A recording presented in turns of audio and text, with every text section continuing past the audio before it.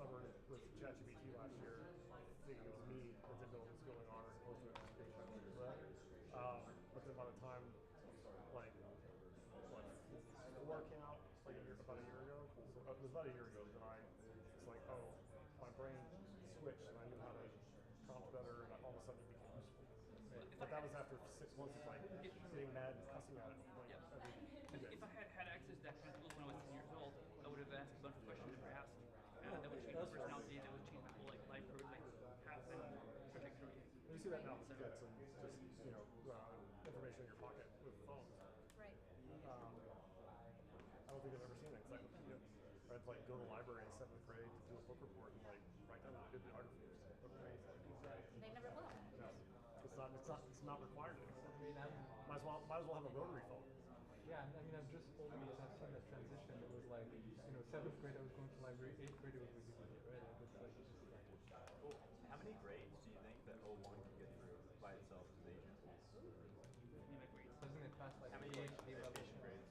Yeah. All of them, because in education, traditional education is just a matter of memory. You just memorize stuff. That's what it is. Right, but do you think like as an agent you literally do every single assignment like A in every class? Or it I guess passes pass like every single class? USMLE, it passes like colleges. Yeah, but I mean like Yeah.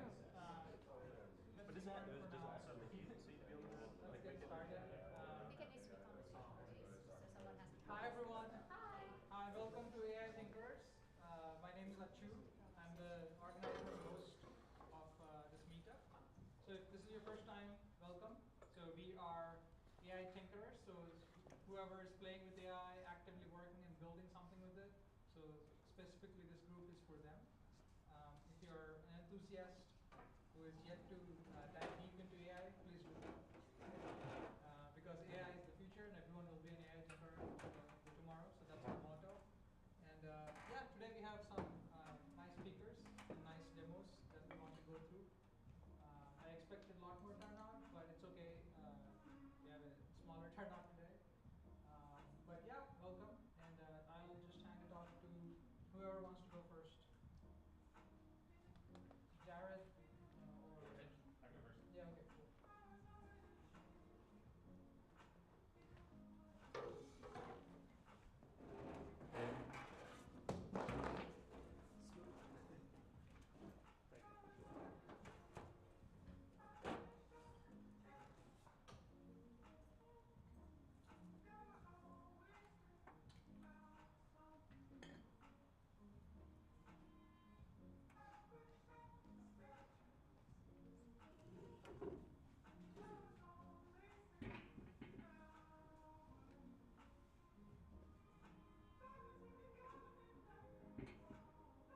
Alright, cool. So my talk is about using AI to automatically respond to AWS CloudWatch alerts.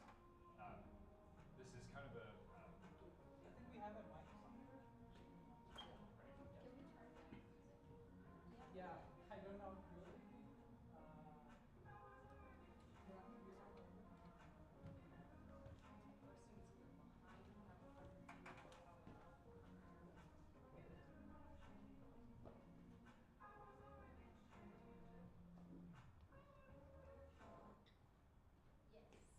That was not me.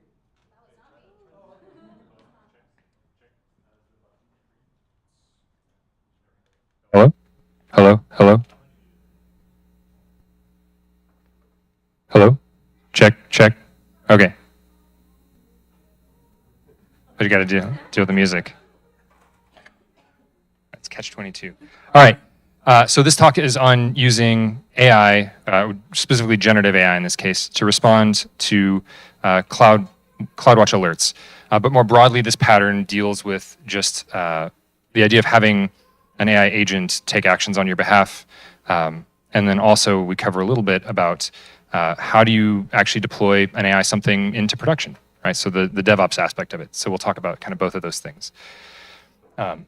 So this is a picture of what we're going to be doing here. So we have an AWS environment. We have an instance over there down in the bottom left side. That instance is going to have a problem.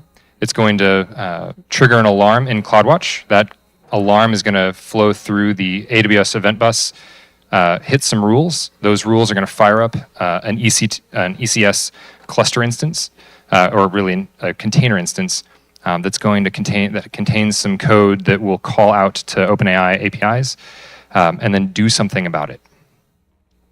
So with that, we'll hop into the demo piece. So we have a Linux instance here, and we're going to put it under some stress. So we're just going to run a stress program on here. And if we hop over to our browser, we'll see that we have this AWS event bus that's going to be receiving alerts or receiving the events. And then we have a set of rules, one of which is this one here, that will fire off our ECS instance. So now we get to play a little bit of a waiting game while we wait for our instance to trigger the alarm. And that should hopefully take less than a few minutes.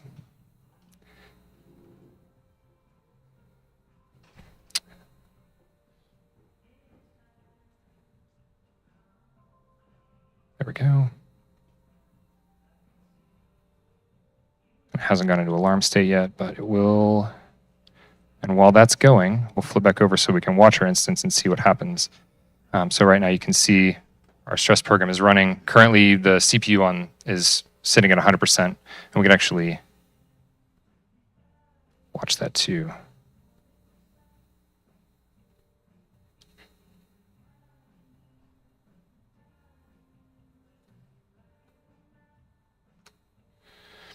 So we can see our instance is pegged out on CPU, and what we should see in just a moment is our AI spin up, and then we'll take a look at it.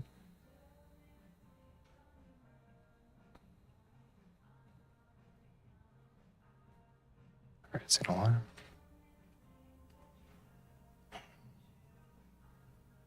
And our process terminates. So let's see what happened on the AI side. Looking at our cluster instance, we see there's nothing running currently, but that's because it's already terminated.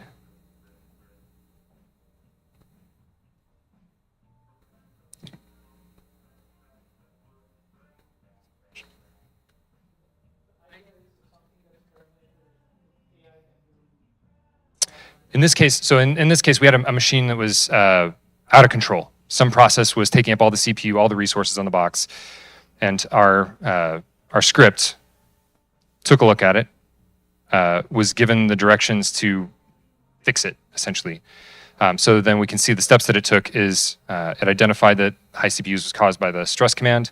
It took the steps to resolve it by identifying the stress command and then terminating the stress command with a sudo kill -9. Which is a pretty abrupt way to go about killing a process, but for the case of a tech demo, it works. All right, so let's look at what enabled this to work. So there's a tool that I use called GPT script. So GPT script is a program written by a guy named Darren Shepard who wrote the K3s Kubernetes distribution.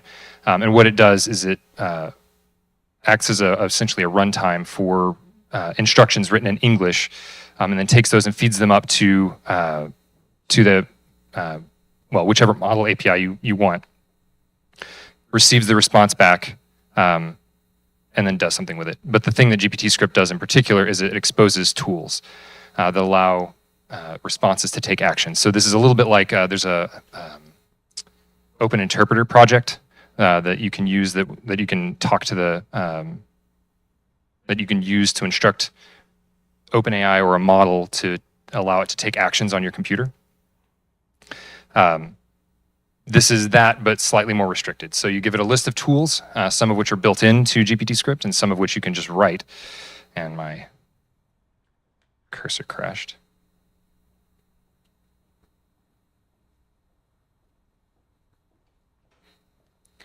And in this case, we've built a description of what we want to have happen. So this turns into a prompt. So this is the prompt that OpenAI or could be Sonnet as well. But the model gets the following prompt: that you've received an alarm. It tells it what information it's going to get, which is the alarm name and the instance ID. And we give it a set of tools. So we give it the built-in tool to get its environment. We give it this tool called getInstIP, run inst command, and check port. And these 3 tools aren't built in. They're actually defined later on in the document. So you define these tools by giving them a name, giving them access to tools like sysexec, giving them a set of arguments that they can receive. Yeah, okay, I think this is large enough. I mean, does anybody need me to make the text bigger? Okay. So you get a set of inputs, and then you give it just arbitrary text that it can execute. So basically anything that's available on the underlying computer that's running it at runtime, it can run those things. So it can run shell commands, which you can see down here. We have for our run inst command, it's basically a bash script, but this could be Python or Go binary. It doesn't really matter. All that we're doing is it takes this chunk of text and provides it ultimately as a tool through the OpenAI API that it can request to access, like a function. So then it allows it to request the function call.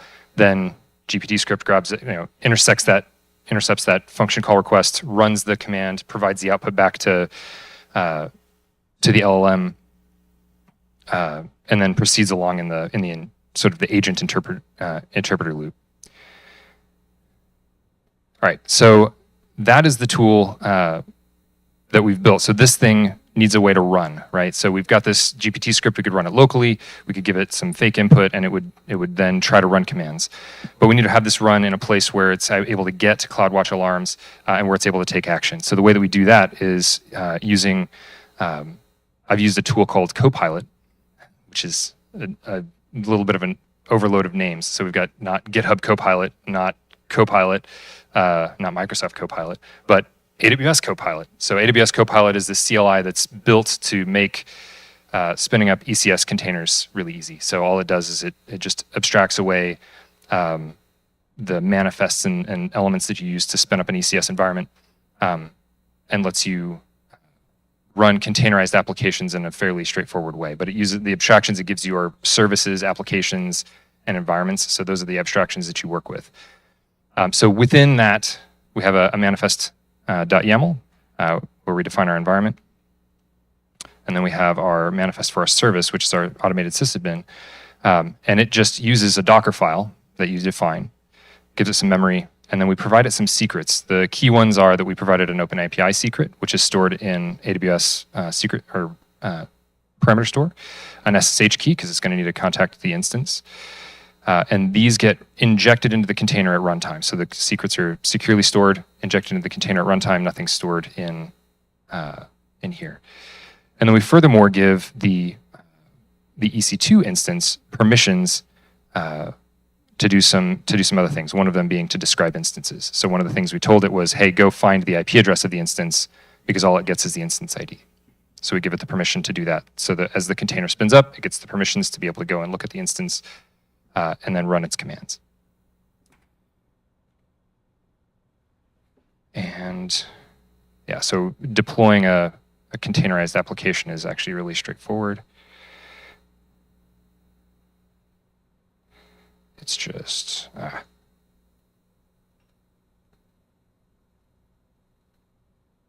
it's just Copilot deploy. So if you run Copilot deploy, it will get mad at me for my not having AWS single sign-on turned on. But you just, so you run Copilot deploy, and then it runs out the deployment.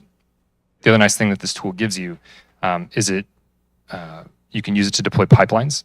And so you can use Copilot to build out a code pipeline so that when you commit to the repository, it actually runs the deployment. So you can have these GPT scripts, you can build it, you can commit it, and when you push it to the repository, it updates the container definition so that the next time your instance runs, it's running on the new code. Last thing to cover is sort of future implications. So obviously you probably don't want to put a GPT script out that's going to restart your instances and like nuke your file system. So considerations moving forward, if you were to deploy this in the real world, you could make it read-only. So you could give the permissions for that SSH key, or you could have the commands that it can run be limited. So whereas we have, right now we've given it the ability to run just arbitrary instance commands, you could give it a subset of commands. So you could give it a list of commands that it could choose to run for diagnostic purposes. You could give it the ability to send email. So you could add a command in that would let it send an email or interact with PagerDuty or something. So you could have it enrich alerts, right? So it doesn't always have to be correcting alerts. You could give it a set of commands for resolution that don't include, kill-9ing your processes. And then the last item that's sort of a look-forward consideration is you can use retrieval augmented generation to provide it access to your runbooks. So in a more sophisticated scenario, rather than just giving it, here's a machine with a problem, you could give it a runbook that has descriptions of the steps to perform when it sees a particular problem. And that's it for the demo. Thank you.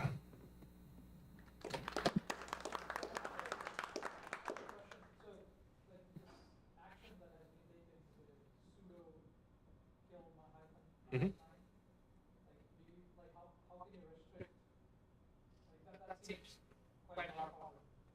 Yeah, so the way you'd do it is you would modify this run instance command. So right now we're saying this will run any command on the system. So the easiest way to change it would be run top. Change the run instance command to run top or run, service restart, right? And then inside of here, instead of this just pipe the command, instead of just like the command here, you could actually have it just run service restart. You could give it access to say restart Apache, right? You could say that the tool was restart Apache on an instance and then define what that means. So then all it's able to do is the command that you've defined for it to do. If you wanted to take a step further in to restrict it, you could then use your machine policies and say the user that you're giving this access to. So like right now we're giving it access to what is effectively root on the machine. You could give it access to a more limited user that was a automated sysadmin user that had specific pseudo commands allowed. So in that case, the permission handling would be on the machine itself as opposed to trusting in whoever's deploying the GPT script to restrict those commands. Any other questions? So the place where I see this is, where I can see this being used in production would be anywhere that you currently use a level 1 NOC. So a lot of enterprises have NOCs where the people who work in the NOCs they don't know how to do much more than run a few commands on a command line, and they're pretty well limited to running what's in a runbook. And anything that's not in the runbook, they escalate. So this could be used as essentially to sort of augment a level 1 NOC team. So they tend to be pretty busy in larger organizations. So you can use this as essentially staff aug, right? Like it can do you can set up GPT scripts for this to do most everything that a level 1 NOC person would do, including escalations. Like you can have it, like if it doesn't know what to do, give it a command that would escalate the tickets, right? Send it up to a level 2 or a level 3 engineer with all of the steps that it had performed right there in the log.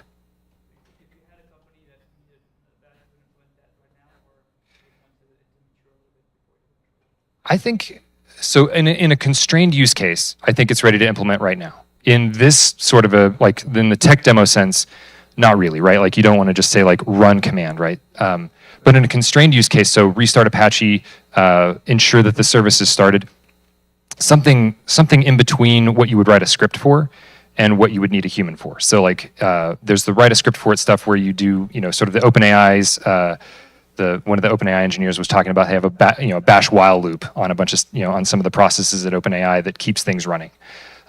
So something above that is where the LLM can kind of come in, like any place where there's ambiguity, right? Like where we're not entirely sure what's going on.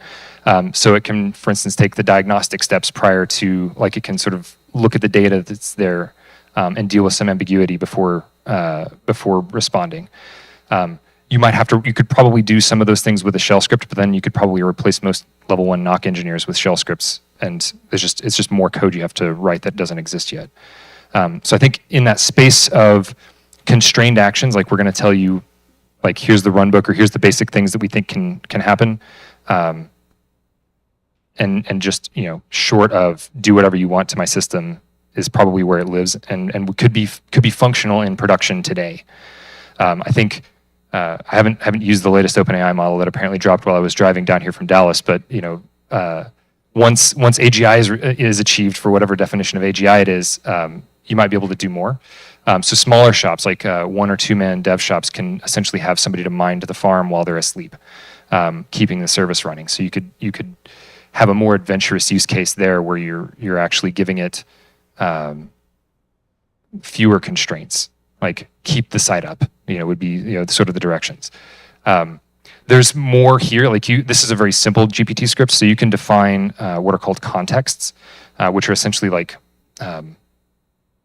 almost modes, like think Kubernetes mode or Linux mode. And so like Kubernetes mode can actually have some additional instructions for what's going on. And so based upon the initial state that's observed, we can say, oh, this is a Linux problem, or oh, this is a Kubernetes problem. Then it can actually have an entirely separate context within GPT script that can be used to frame the prompts that are sent to OpenAI, to the LLM. So there's more sophistication that you can build into it, and still have some of that, semi-human intelligence working. Yes. So on that note about context being sent to OpenAI, back to Achu's question earlier, can you include certain commands not to use in the context of your tool being passed to OpenAI? Yes. It's about as reliable as telling the thing not to hallucinate. So it's like the so you would probably, the way that you would do that is that you would, in your the command that you define that allows it to run commands, you'd have to probably create a block list, right? So like in this bit of script right here, right, in the run instance command, what you would probably do here is actually have a list of commands that it can't run if you were going to do it that way. Filter all kills, filter all RMs, like don't allow it to RM the thing. It's not a malicious actor, so you're not necessarily trying to prevent every possible edge case in that scenario. I do think that as a best practice, telling it what it can do is probably more effective. So like, even if it meant giving it complete control to restart any service, so like you give it a restart service command and like you can restart any service, or you can clear log files, for instance, and like give it access to do like things that are constrained in a positive way as opposed to negative. The negation is a lot harder to make reliable.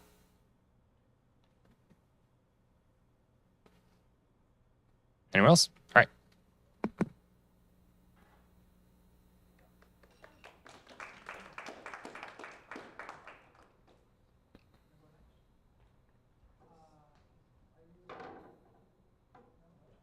You want to go next?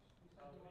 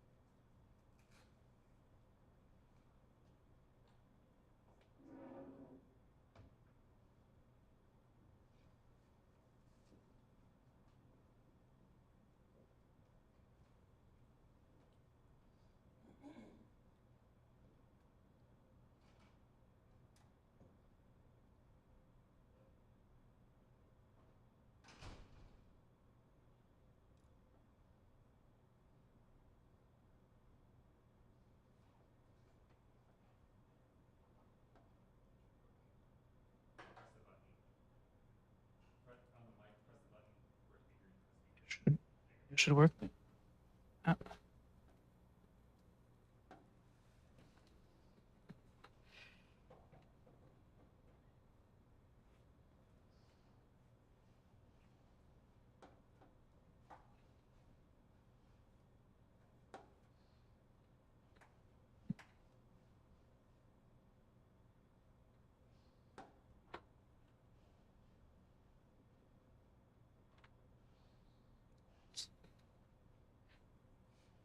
So I wanted to do a project to practice a bit working with TensorFlow.js. So yeah, I just built like a chatbot, retrieval-only chatbot. So basically the same idea as a RAG app, but you only do retrieval. You don't use the generation part. So this is going to run entirely in the browser. So it's just a chatbot. I'm try to not too big. If I can zoom out. There. So if you ask it like a random question, like what time is it? Oh, sorry.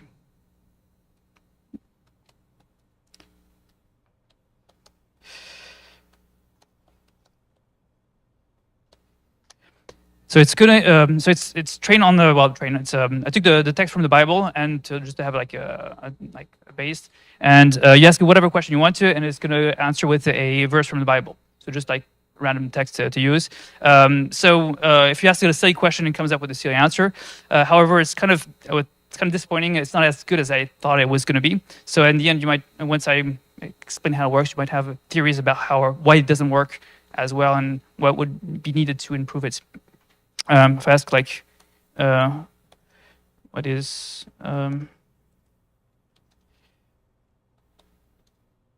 sorry.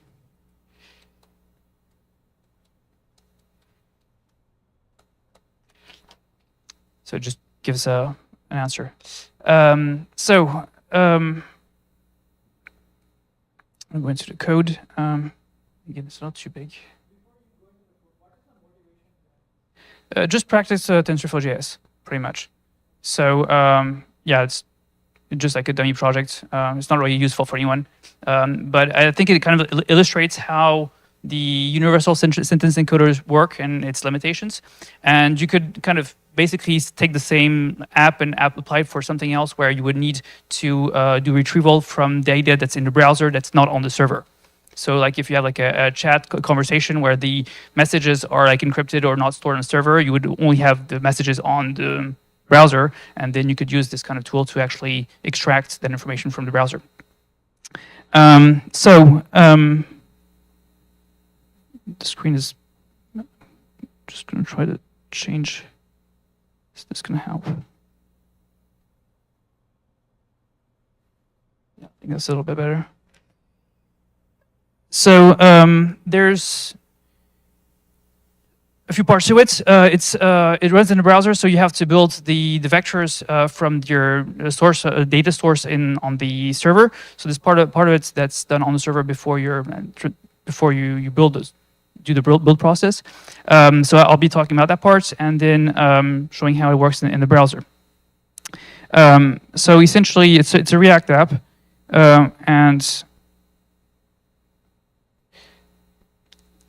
building the data is going to be built from a text file, which contains the text from the Bible. So that's the basic format, just a text file with the text and the references. And I'm going to take that text and I'm going to convert it into vectors, store it into a Parquet file that is then going to be loaded in the browser and run in memory in the browser. So the encoding happens in a script, data script. So to run the encoding is just like an npm command that I created, npm run data. Sorry.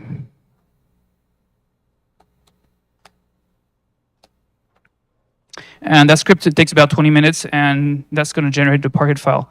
So inside that script, I start by just defining files, variables, whatever. And the script really starts here, where I'm going to parse the text file. So parsing the text file is just a matter of reading the file, separating the lines, the verses by line, and then using a regex to extract the different parts of the text, and that will create an object format. So at that point, the data is stored as objects with a book, verse, chapter, and a text for every verse. So that's the format I have at this point. And then I'm going to take that and I'm going to compute the vectors. So inside the function for the vectors, that's where I'm going to compute the vectors. So I'm using TensorFlow.js, which is imported here, and the universal sentence encoder, which is a just encoder model provided by Google, for encoding text. Inside of the vector computation, first I have to load the model, and then for every verse, I'm going to create the vector using a bit of context. So have the order data here is all the verses from the original text. The get text is the method to extract the text. So here I'm having objects, so I just want the text attributes, and I'm going to choose a number of verses before and after that I want to include in the vector in order to provide context to the vector. The overlap is just a callback to prevent taking a verse that is from a different book. So what I do, for every verse, I extract the text from the verse here, and then I'm going to take a slice of the data with the previous verse and the following verse, and I'm going to double the text from the current verse. So then I have a text that I'm going to encode that's formatted with the text from the verse plus the text from the previous and following verse and the current verse, and then again the text from the current verse. The point here is to try to include context and still put more weights on the text from the actual verse, so that the vector would be primarily oriented towards the given verse and still have some context.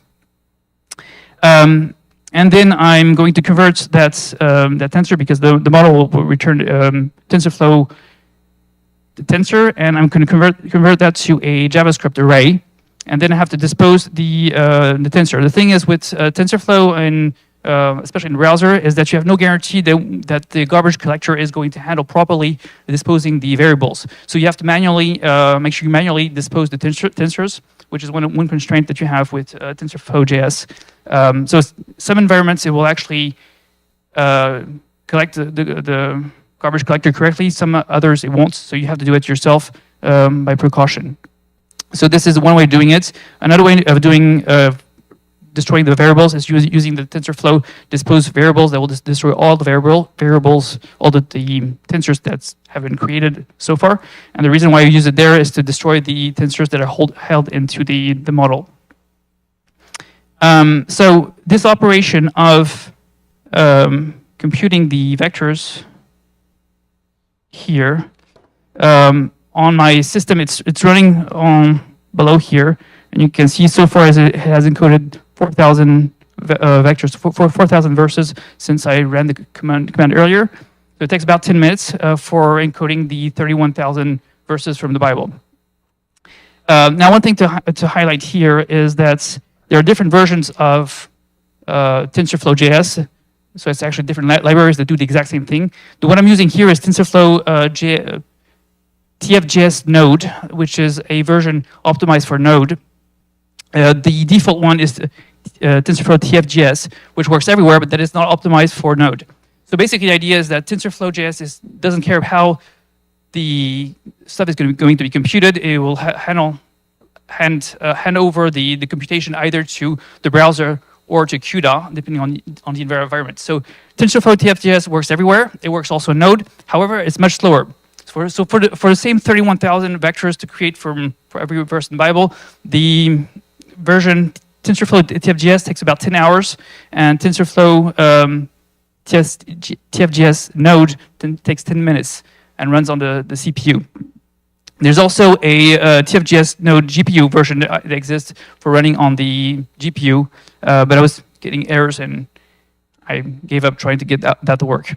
Another detail with that is I tried to run my script in a Docker container, and in the Docker container, TFJS Node was not working.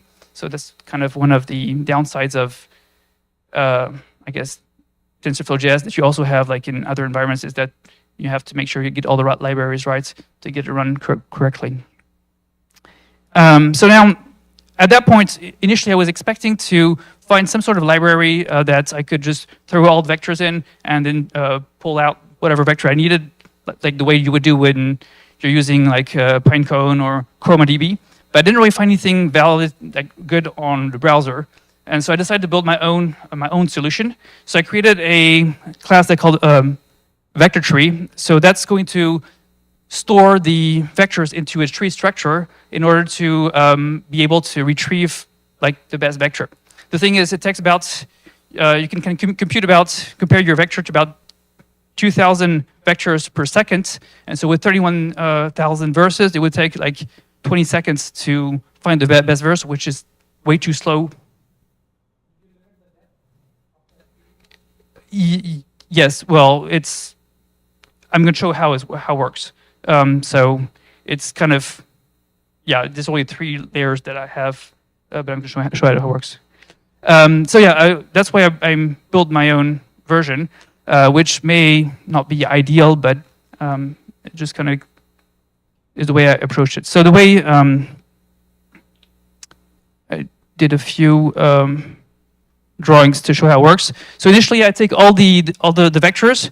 I group them by a group of five vectors, and I compute the mean normalized vector for every group. Then I take all the vectors like again, and then I find the closest parent vector that is to each vector. So that gives me different groups of different vectors that are close to each one of the new vectors. Then from there, whenever I have a parent vector that doesn't have children or has less than 3 children, I remove them.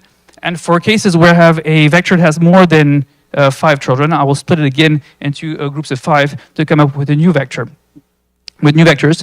And then I'll do that again and over again several times until I get to the point where all the parent vectors have between 3 and 10 vectors each.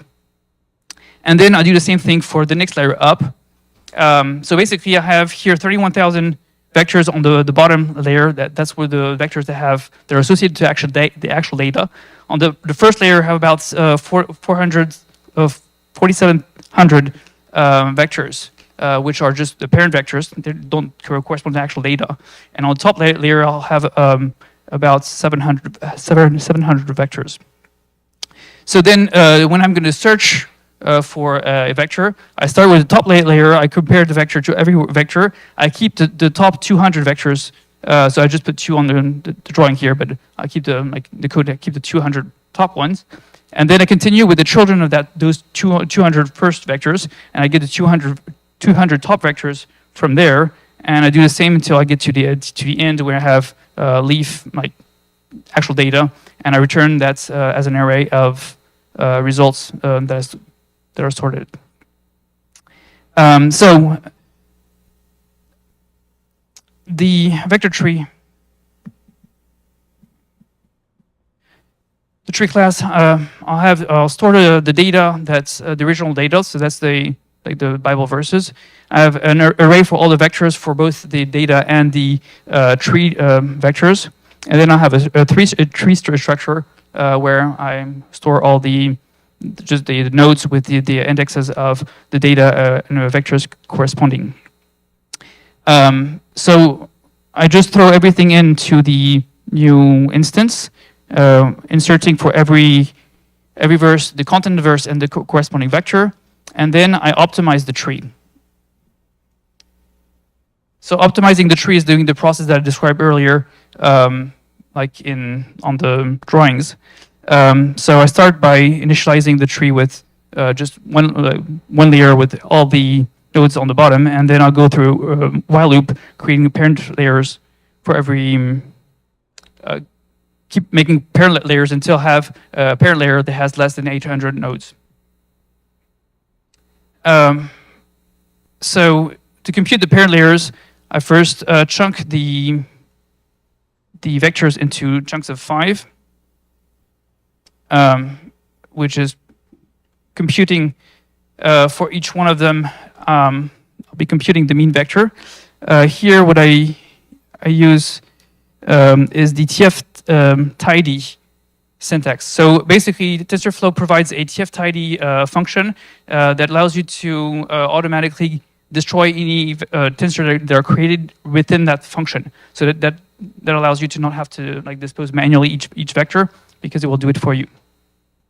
So in here, I just simply calculate mean vector of all the vectors, which I did normalize. Go ahead.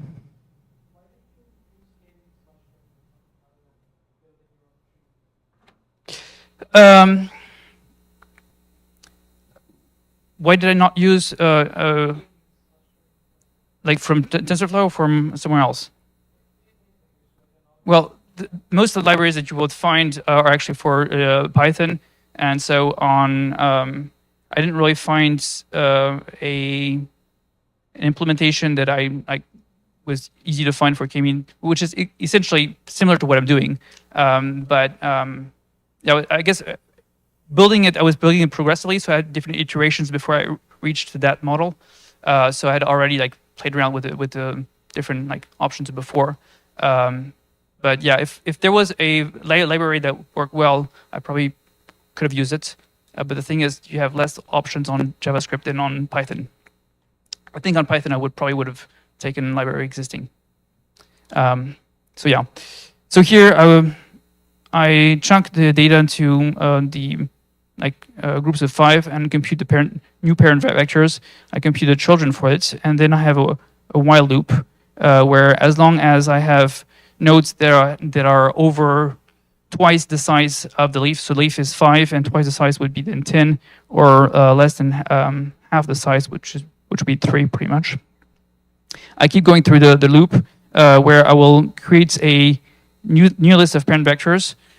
So for every parent vector of the previous iteration, if there's more than 10 leaves, I will create new leaves. It will create new chunks the same way I did it initially. And if there's less than 3 nodes, I just omit the vector and then I have to recompute the children and drop whatever new children doesn't have at least 3 vectors. So once I've gone through this enough times, I end up with a list of new vectors, and I will add all the new vectors into the array of vectors that I have on the class.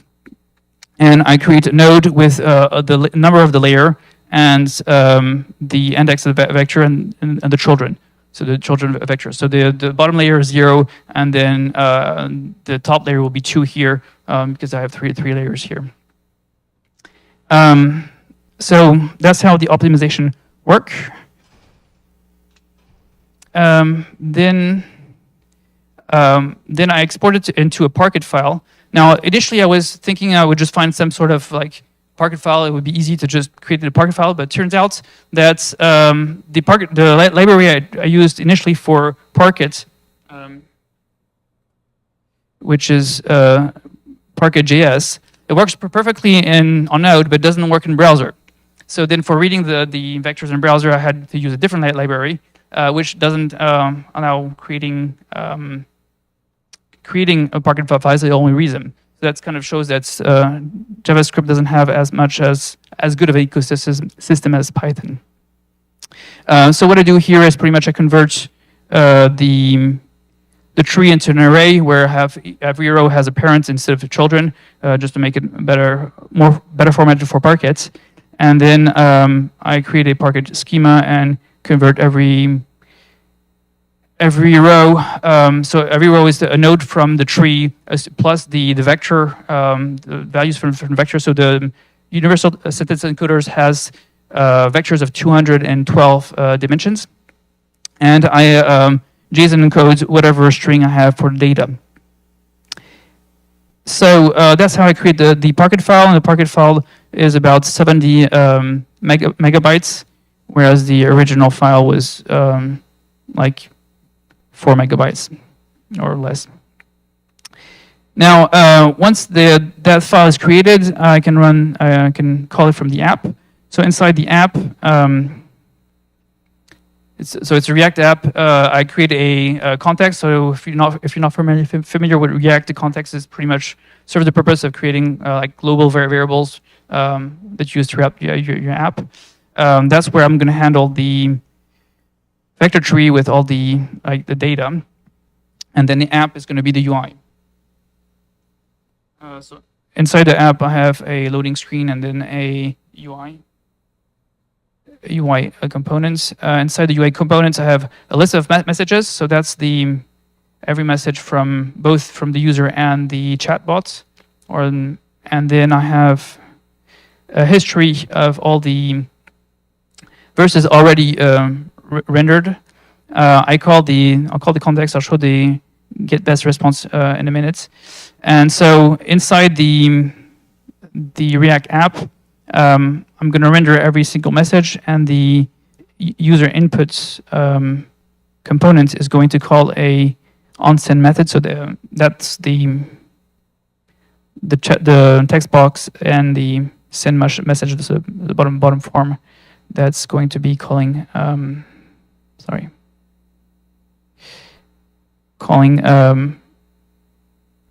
the onSend's action. So in here, I'm adding first into list of messages the message from the user.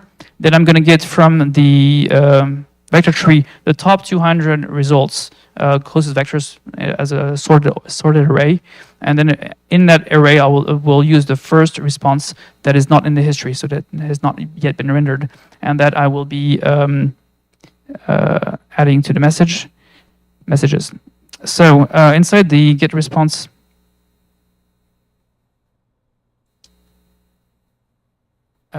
function. Yeah. So yeah, in here, I'm just going to create an instance of the vector tree, which is the same class as I had earlier. I'm going to be loading the data from the Parquet file, which is just loading the file and then converting the array back to a tree and then populating the values.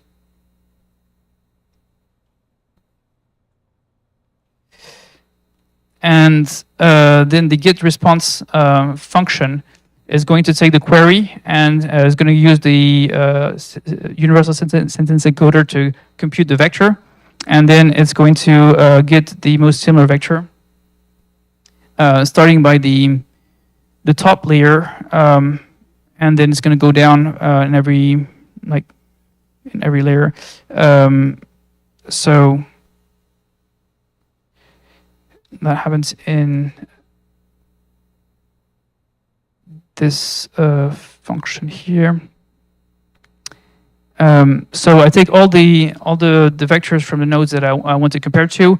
I put them all into a into the stack, so into matrix, and then I do a matrix multiplication from the vector from the user query and the matrix from all the vectors that I want to compare with, and that will give me the similarity for every single node that I'm considering, and then I have to sort those to keep only the top ones.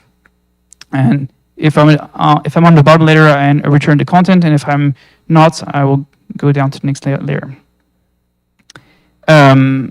So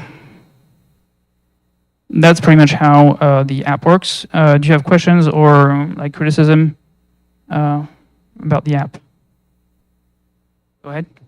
So when you made the text for the embedding, you had the verse and then the context verses and then the verse again. Yes.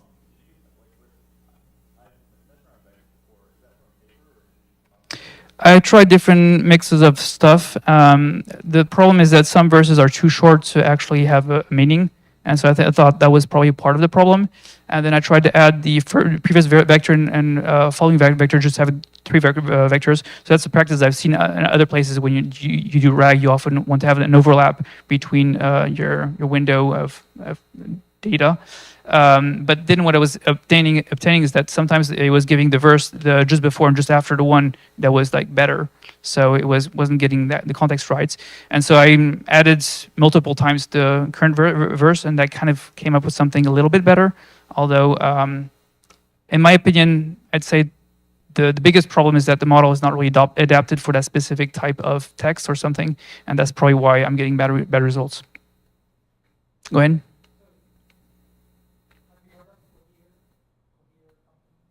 I've heard the name. I don't know much about him. Okay.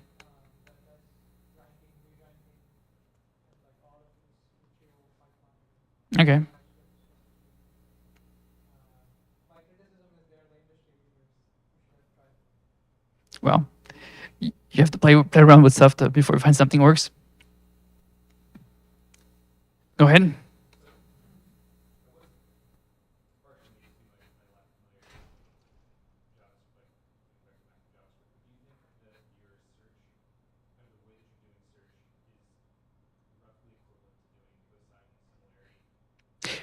It is cosine similarity. The difference is that I'm not comparing with all 31,000 vectors. I'm only comparing with a subset.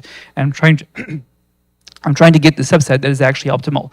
But I think the structure, the tree structure that I'm doing isn't really working very well.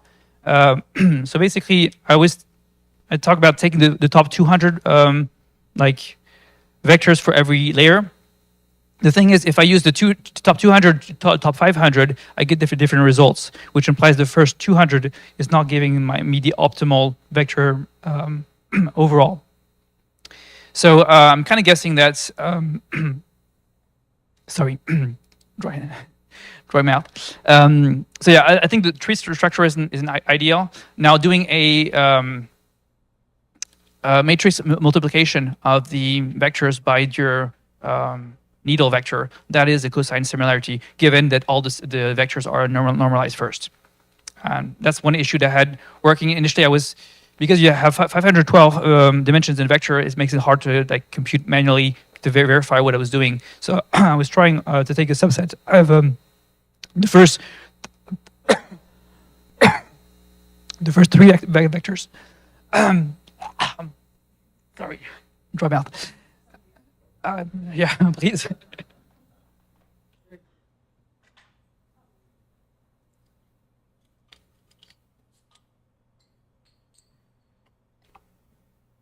Thank you.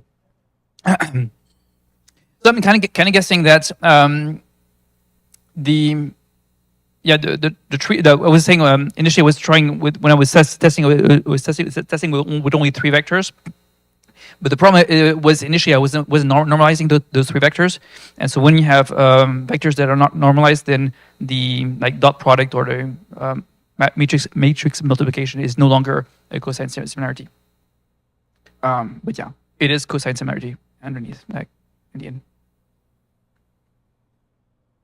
Any other criticism or questions? Go ahead.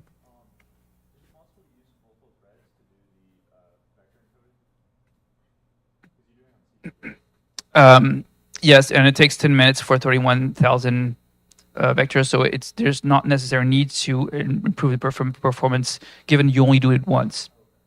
Once the file is created, you no longer have to do it again.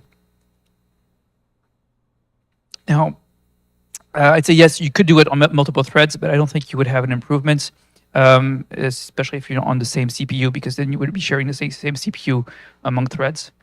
So the improvement that you could have would be to use the GPU version, but that's an issue with like you have to figure out how to get the right libraries installed, which is kind of like a CUDA related issue, which you can do, but it takes a little more time to figure out how to configure it.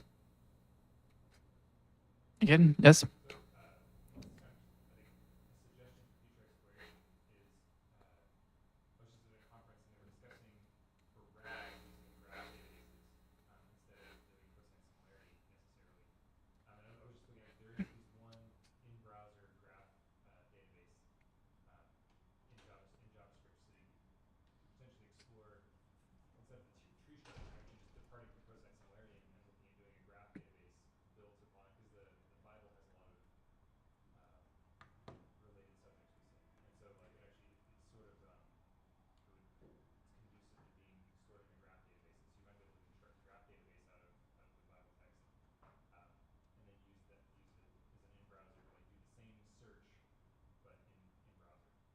It might be possible. Yeah, libraries I looked through initially weren't doing what I wanted, and so that's why I decided to build my own thing. But yeah, if there's a good graph, like I guess in general, a graph approach might be valid, but also yes.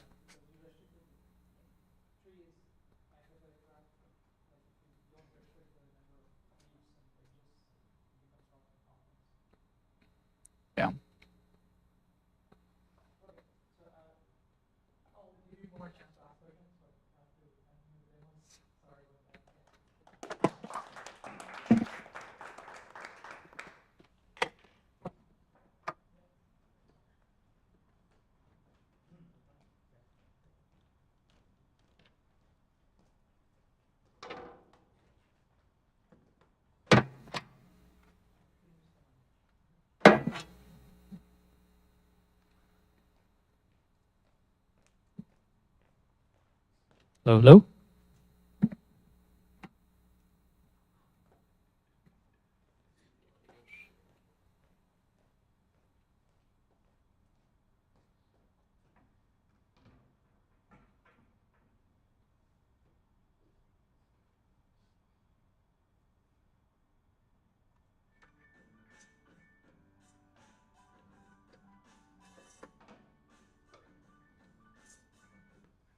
Video is not coming through on the screen, so we can just skip that demo. But basically, oh shit, it's on the wrong screen. That's why.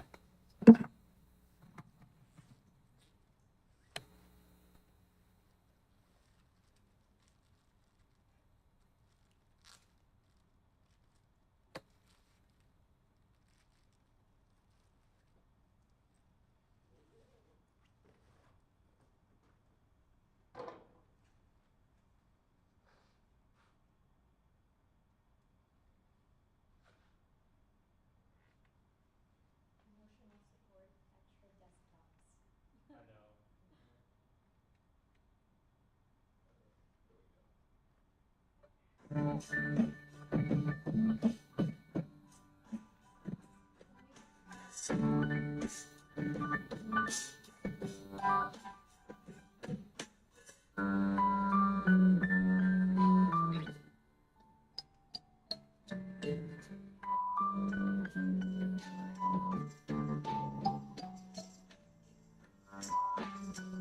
I know.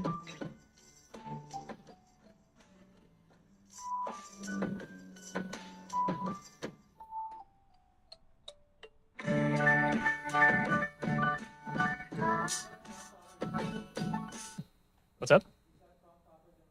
No, that was me typing. Yeah. Cool. So yeah, that demo probably didn't make a lot of sense. We can watch it again at the end after the demo, or the presentation rather. But that's a little bit of what I built. So I'm Sagar, and for context, a year ago I started getting into more mobility exercises as opposed to traditional like weightlifting and gym stuff. And the thing about mobility, if you guys don't know, it's more like, joint health and flexibility and stuff like that. You guys look pretty healthy though. So the thing about mobility is a lot of this information is contained in video. So a lot of these fitness coaches will make these tiny short videos under a minute long, put it on TikTok, Reels, YouTube Shorts, and they're obviously not writing blogs about this stuff, right? So the challenge for me was, if I wanted to learn about mobility and flexibility, how can I do that when all the information's in video? So the easiest solution is, okay, whatever was coming across my feed, and the algorithm catches on super quick, right? So I liked a couple of these videos, and then it started bombarding me with this stuff. And so I got to pick my favorites and just transcribe the audio from it, right? So that's literally took me 5 minutes, right? So you feed in a video. You can use any transcription library. I used one of the open source ones from Hugging Face, and it, transcription is pretty solved. Like at this point, even if the audio is super unclear or garbled, any language, it's fairly solved at this point. The problem I encountered is a lot of these Instagram-style videos, the text is on the screen. People aren't necessarily narrating what they're doing as they're doing it, especially with exercise and things like that. So that led me to my next idea. Why not use a little bit of computer vision to grab the text from some of the frames in this video and try to stick it together with an LLM and see if I can make any meaning from there. Sounds like not as trivial as audio transcription, but actually I underestimated this challenge quite a lot.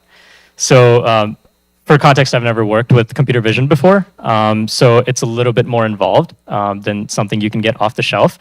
So I had to do some thresholding, isolation of the text in the video, and one of the main challenges I ran into here was that if you guys have ever seen these style of videos, it's usually like one word at a time. So, or they're chained on to each other. So one frame would be like I went to the, and then it would change to the next part of the sentence, which is store today to get some. So it's like a lot of these sentences are chained together like that, which is a very unnatural way to understand English.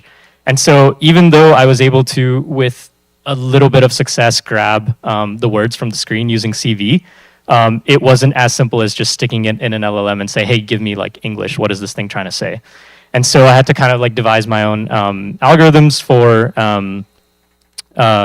do I have a picture here? Yeah. So, this is the smartest thing I could come up with, which in hindsight is not very smart.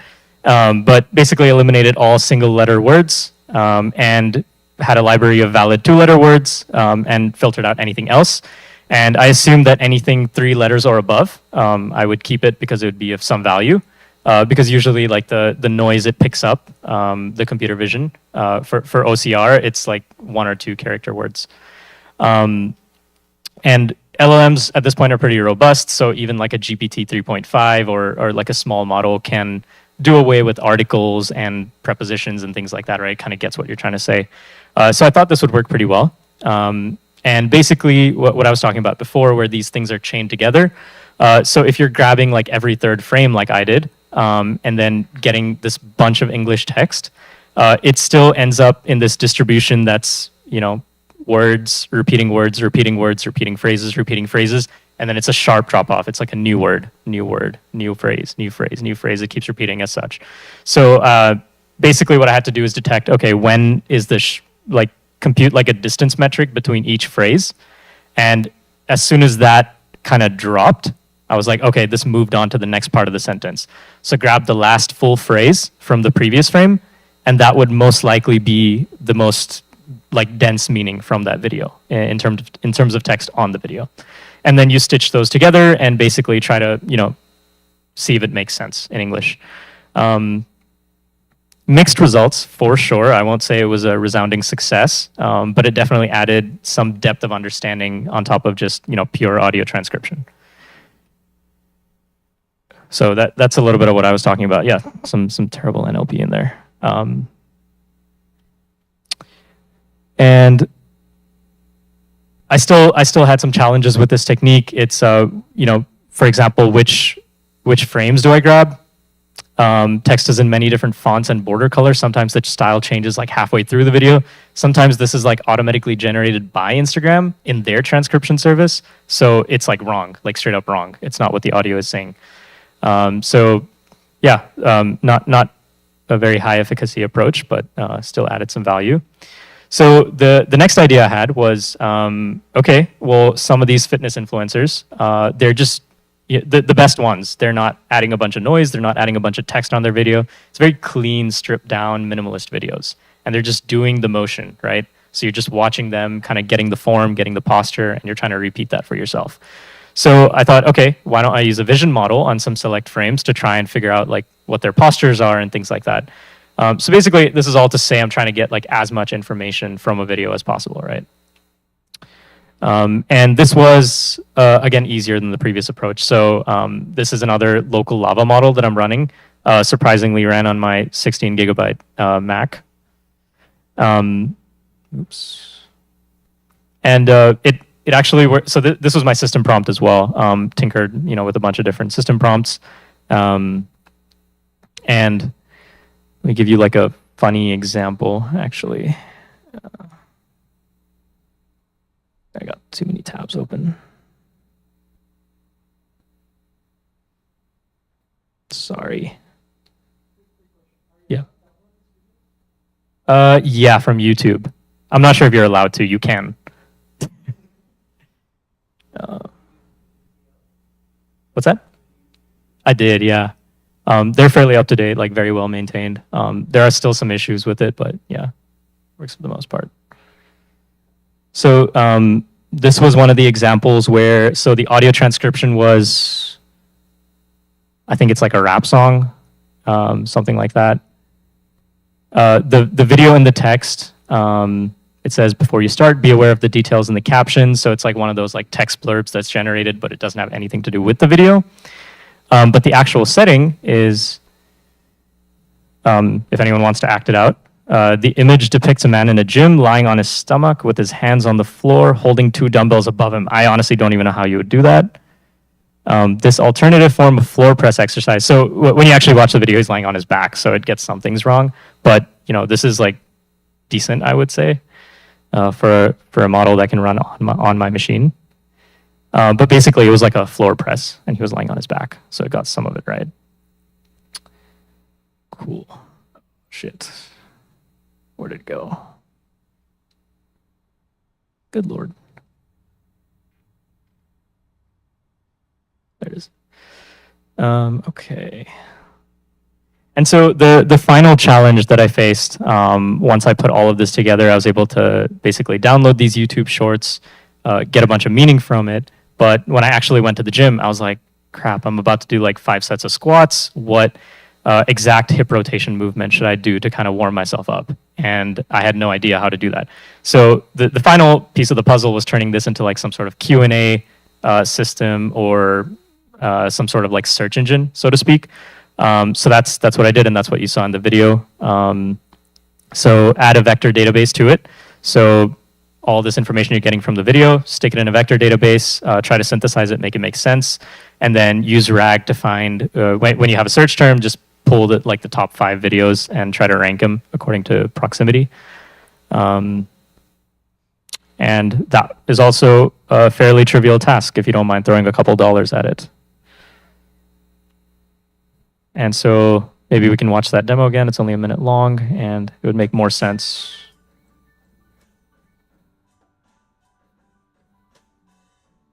So for context, he never says like these are cheap college meals. He never uses those words, but it says $3 meals that got me through college.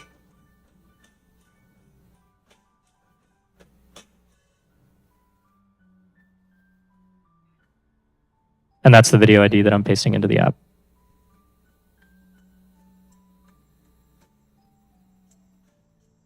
So obviously the training maybe takes like a minute. It's not super real time, but the inference is real time.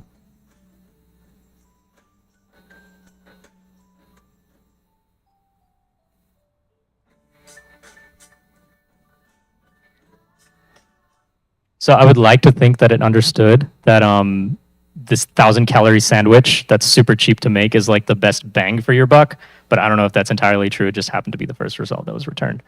But yeah, I think it worked fairly well for my use case for exercising and things, but I'm curious to see if it works for other domains, other platforms, whether it can actually be scalable and things like that. Anyway, thank you.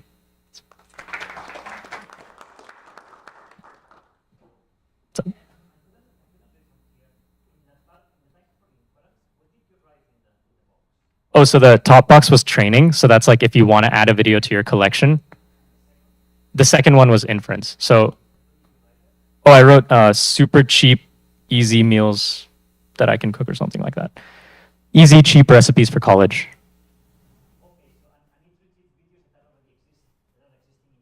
Yeah, these exist in YouTube, and I've already like added it to my collection. So I might have like maybe 100 videos in my collection at this point. Some of them are exercise, some of them are cooking, a bunch of other random stuff. But if I'm just looking up like against my own collection that's stored in the vector database, super easy, cheap meals for college, all the cooking stuff comes up, and then if you keep scrolling, like it'll be like a bunch of other stuff that doesn't have to do with cooking. What's up? I'm cheap. Yeah.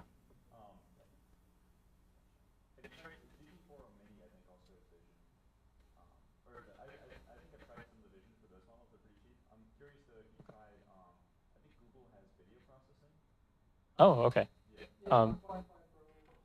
Oh, okay. Okay. So I haven't played around with it too much, but I went to like a Google thing maybe a year ago, and they were talking about like Vertex and that whole thing, and it didn't seem to work super well. Like their video product, it seemed like a bunch of stuff stuck on top of like image processing or something. Yeah, it might be. I don't know. I haven't played with it, but Okay. in theory, at least, their vision model is actually true multimodal model. Sweet. Okay. So maybe compounding makes it better. Yeah. A year ago is a lifetime ago in AI. Yeah, I know. And I built this a year ago, so some of this stuff might only be relevant, but yeah. What's up?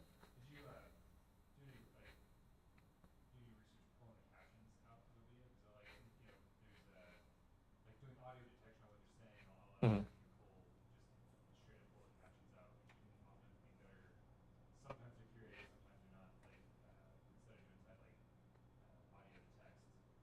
Mhm.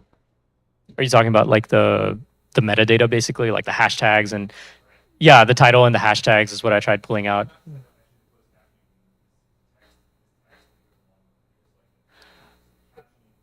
Right, right, yeah. Exactly, exactly. And I think that's like YouTube's like if that's in a short, I think it's the same like backend that they use for generating those. There's like auto-generated closed captions if it's not provided by the content creator. So like the high-end podcasts and stuff, you'll see like it's provided by the creator and it's like much better. Um, yeah, true, true. Yeah. I did play around with that, but I felt like I would prefer like control over the transcription. Like this is obviously like a, you know, small open source model, but I think there's better models than their auto-generated thing now. A good point. Oh, sorry, what's up?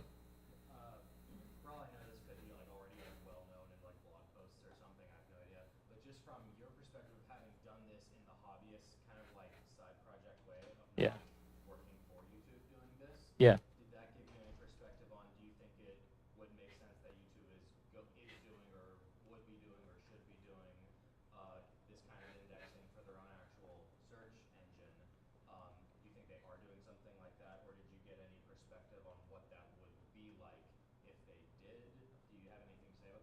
Yeah, that's a great question. My take on it is that they do a lot of like user clustering and things like that. So that's how they like. I don't think anyone understands how their algorithms work, right? So it understands that this is the best video to serve me at this time based on my past likes and views, but it doesn't know why necessarily. But it's really like freaking good at that. So yeah, I mean, I think video understanding like what's going on inside the video and then trying to understand like why this video might be good for this user. It could be like a huge, huge benefit to YouTube and TikTok and all these video companies. But I don't. I mean, they might be like doing it in R&D, but I don't think like production. There's any algorithms that understand what they're serving you. It's all like user clustering and like you know things like that.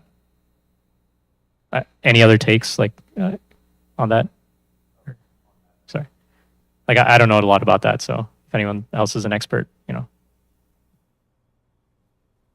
Anyway, what's up?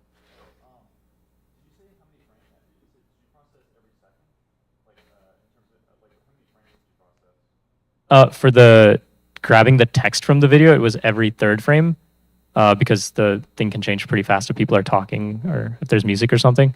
For the vision, it was just 3 random frames from the short because of expense.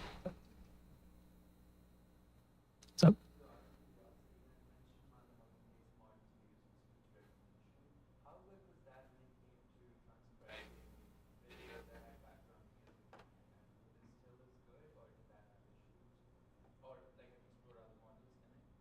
Yeah, there were a lot of issues. I think they're definitely like a year later, and you know, if you're willing to throw a few dollars at it, like there's way better models right now for audio transcription.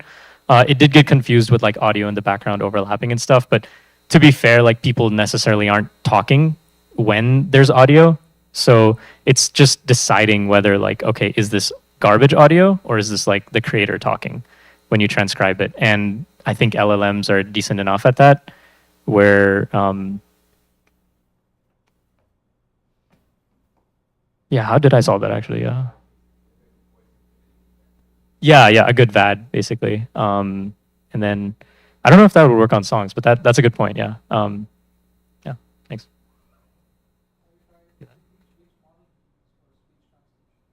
I used just one of those Hugging Face like lightweight models. Yeah, Wave to Weck, the 53. Whispered is really good. Yeah.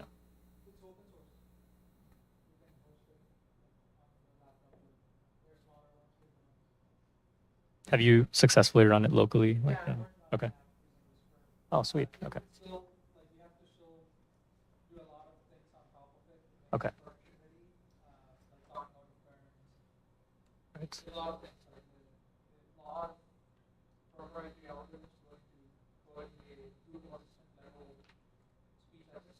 Mm-hmm. Yeah. Actually, funny story about that. I was actually trying to develop an app that was like a speech coach. So counting the number of ums and uhs that you say in your enunciation, trying to like tell you where you did it. Whisper is like a actual ML model trained on that. So none of their transcriptions, like their labeled data, didn't have all this like filler words. So it automatically cleaned it out. So when I transcribed like bad audio, it would just filter it out. I couldn't use it. Yeah, yeah. But everything else, yeah. Cool. Anyone else? All right, thank you.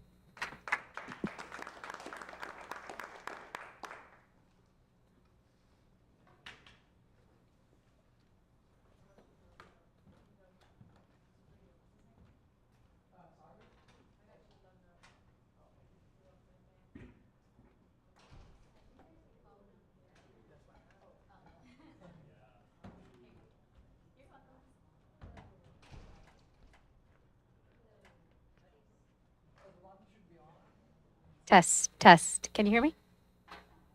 Okay. Put this here. Hi, everyone. My name is Isabella. I actually am non-technical, so we won't be going through code during this demo, but hopefully it's still exciting for you. What are you guys looking for? Oh, sometimes I code, but only with cursor. Let me, can you hear me okay? I'm just gonna need both hands to type. Maybe this is good. I will refrain from moving too much. Okay, give me a moment as I fix my displays.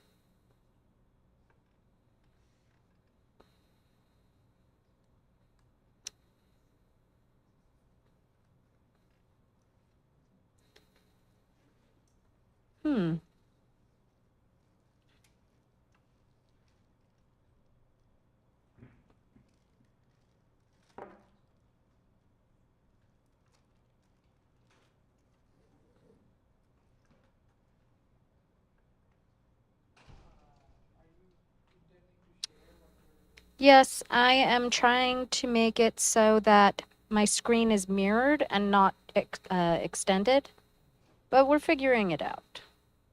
I believe I could do screen mirroring. Okay, better? Better. Excellent. Okay, so I'm the co-founder of Camel AI. We are building Tony Stark's Jarvis minus the supersuit. So Camel AI is your control panel for all of your tools connected directly to an AI chat. This is kind of like V1 of what your supersuit control panel will look like in the future.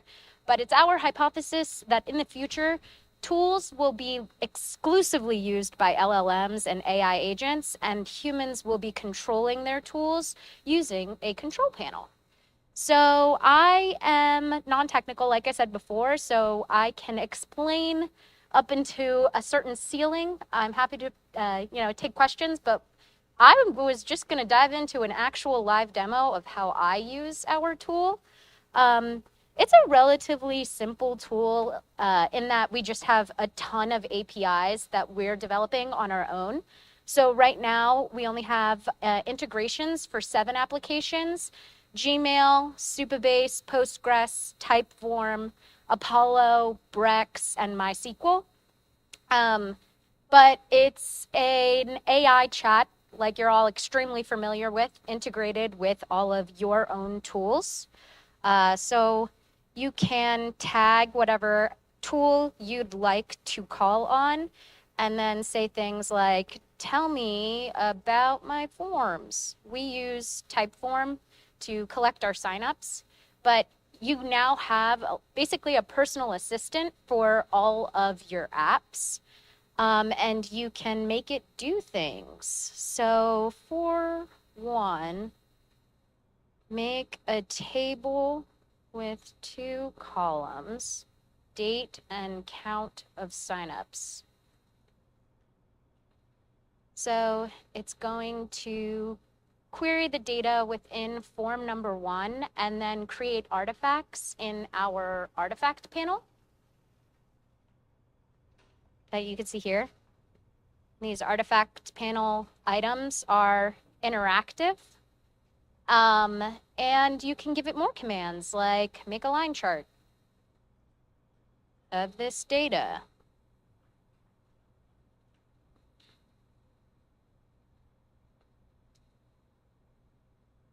It's thinking. I think there's a lot of activity because Strawberry was released today, so it's kind of slowing down. And there's definitely some editing to be done. Like the dates at the bottom are really cluttered. But this gives you an idea of how AI can help kind of superpower your day. And now it's too clean, but that's okay. Some fine tuning to the graph and it'll be what we want it to be. But another benefit of having a control panel for all of your apps is that they're all now connected. And so you can use simple commands like email this to my CEO. And it can talk to your other tools within the same chat. So this here is a draft to my CEO with the image that we've just created. Sounds good. Hope this message finds you well, and we can send from there. And it sent it from my email address.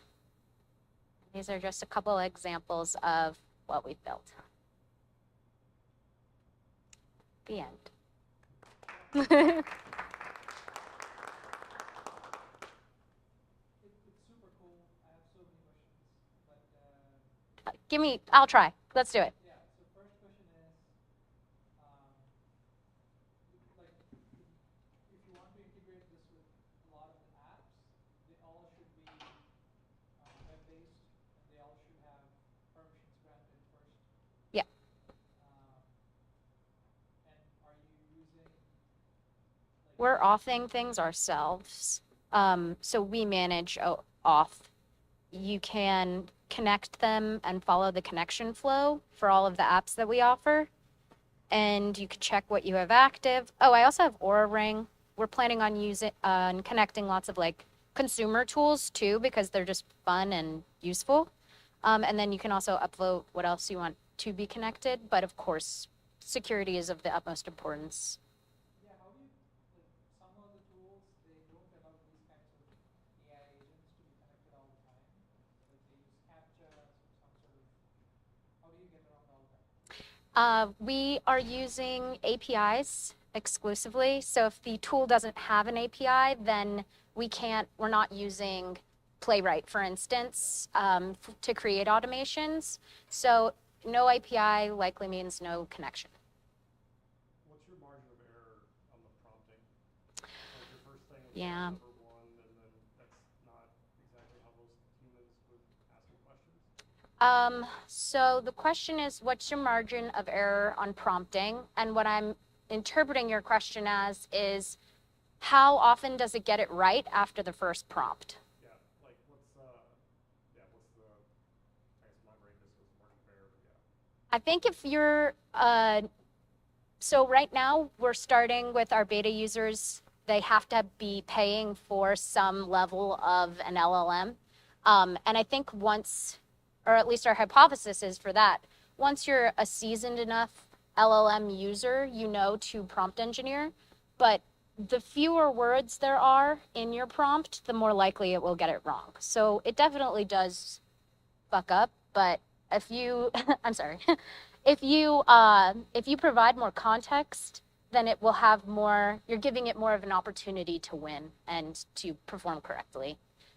I can't give you an exact percentage, but we did implement a new eval tracking tool so that we can evaluate its performance.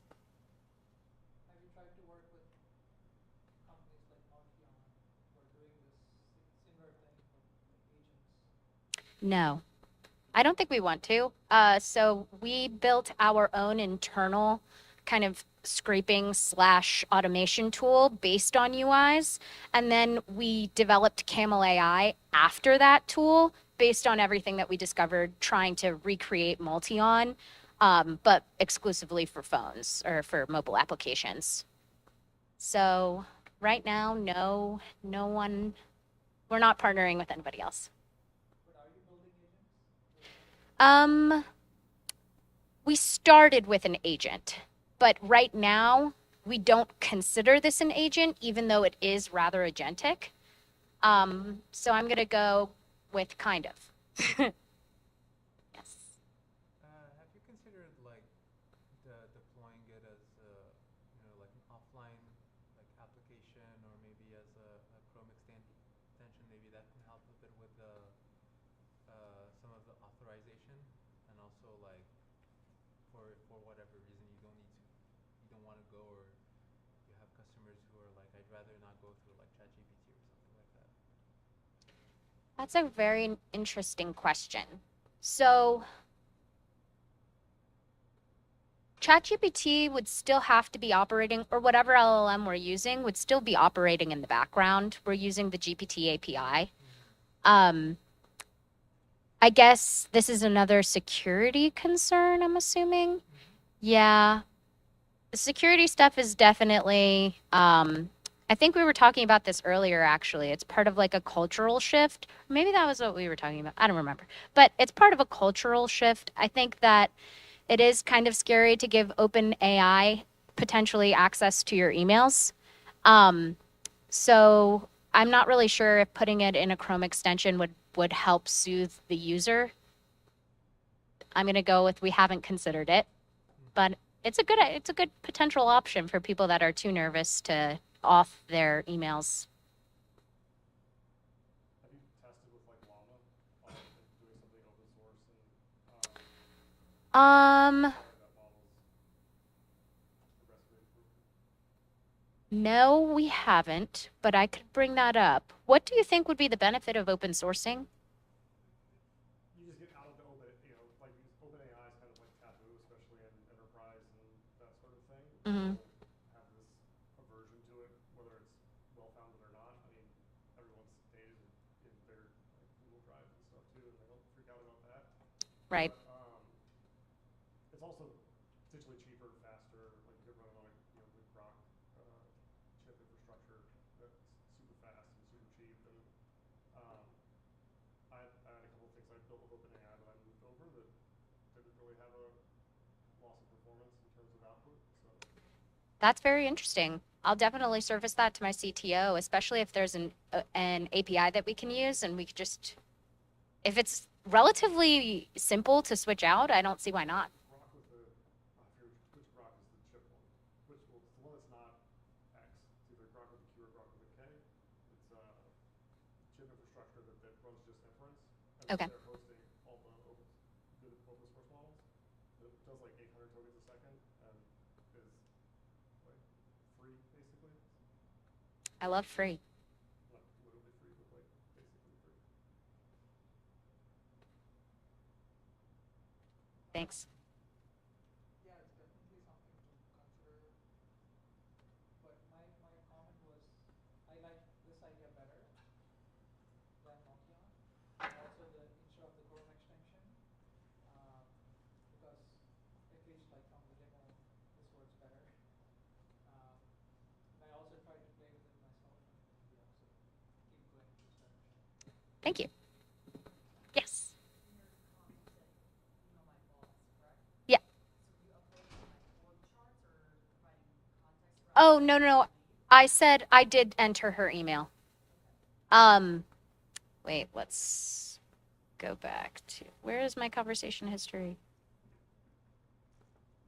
Yes. So I did give the direct email here.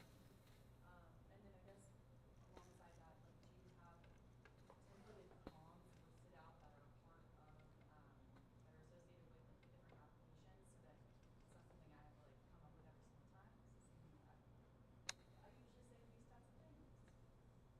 Templated communications, like the email that was sent, they're AI generated. So I think that the GPT version of the email draft is a good first attempt.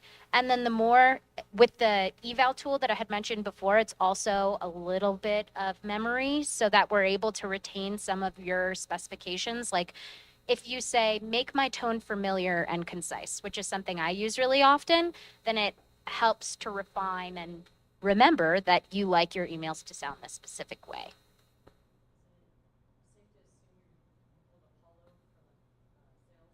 Yeah, we use Apollo for sales. Mm-hmm.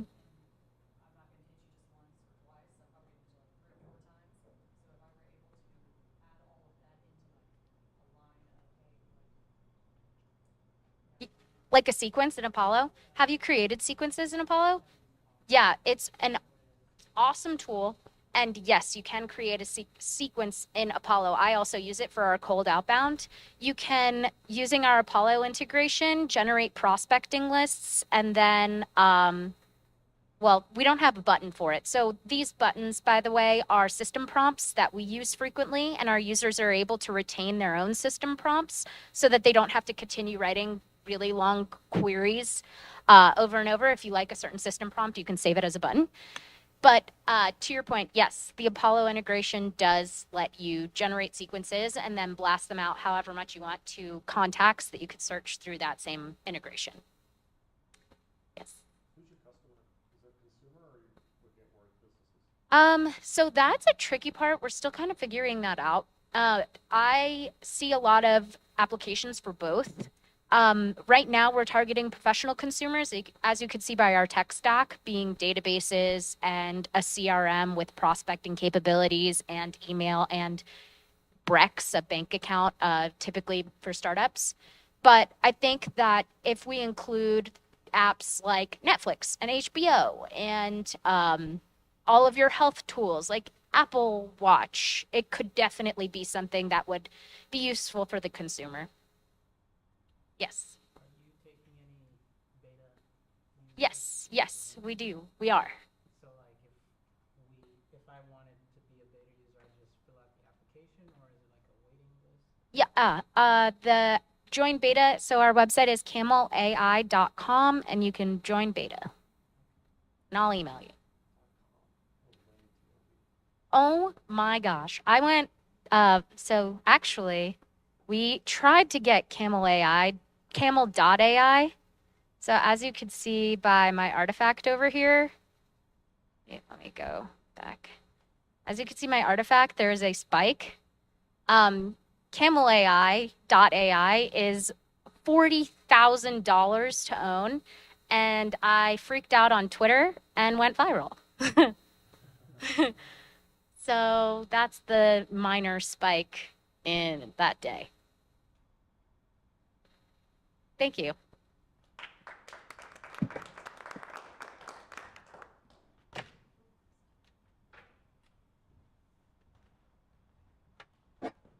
Thank you, everyone.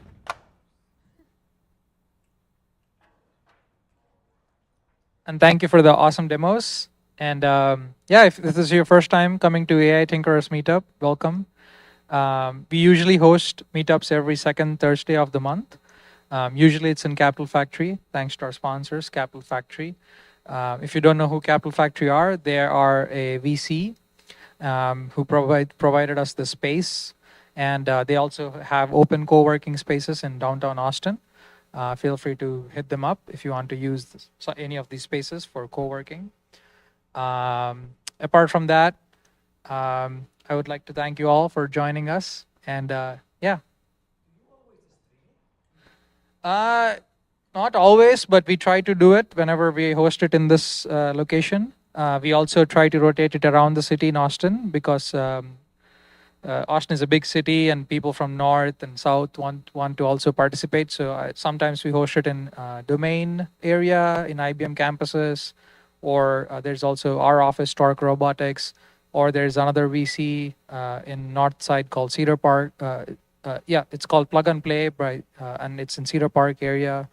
Yeah, I tend to rotate these. And we also have hackathons. Hackathons are very involved events, and it takes a lot of time and effort to plan them. So we usually try to do 2 hackathons every year.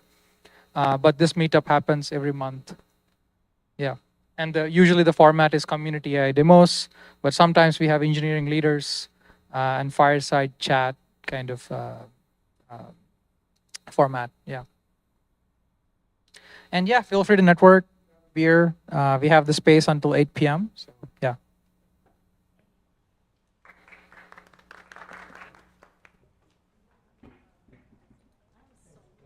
Whoa, hi, I'm Isabella. Nice to meet you, Charlie. Hello. Thank you. Everything. Did you stay until very late on Saturday? Setting stuff up was on That late, I think. Maybe like an hour, 30 minutes more. Do this and stuff.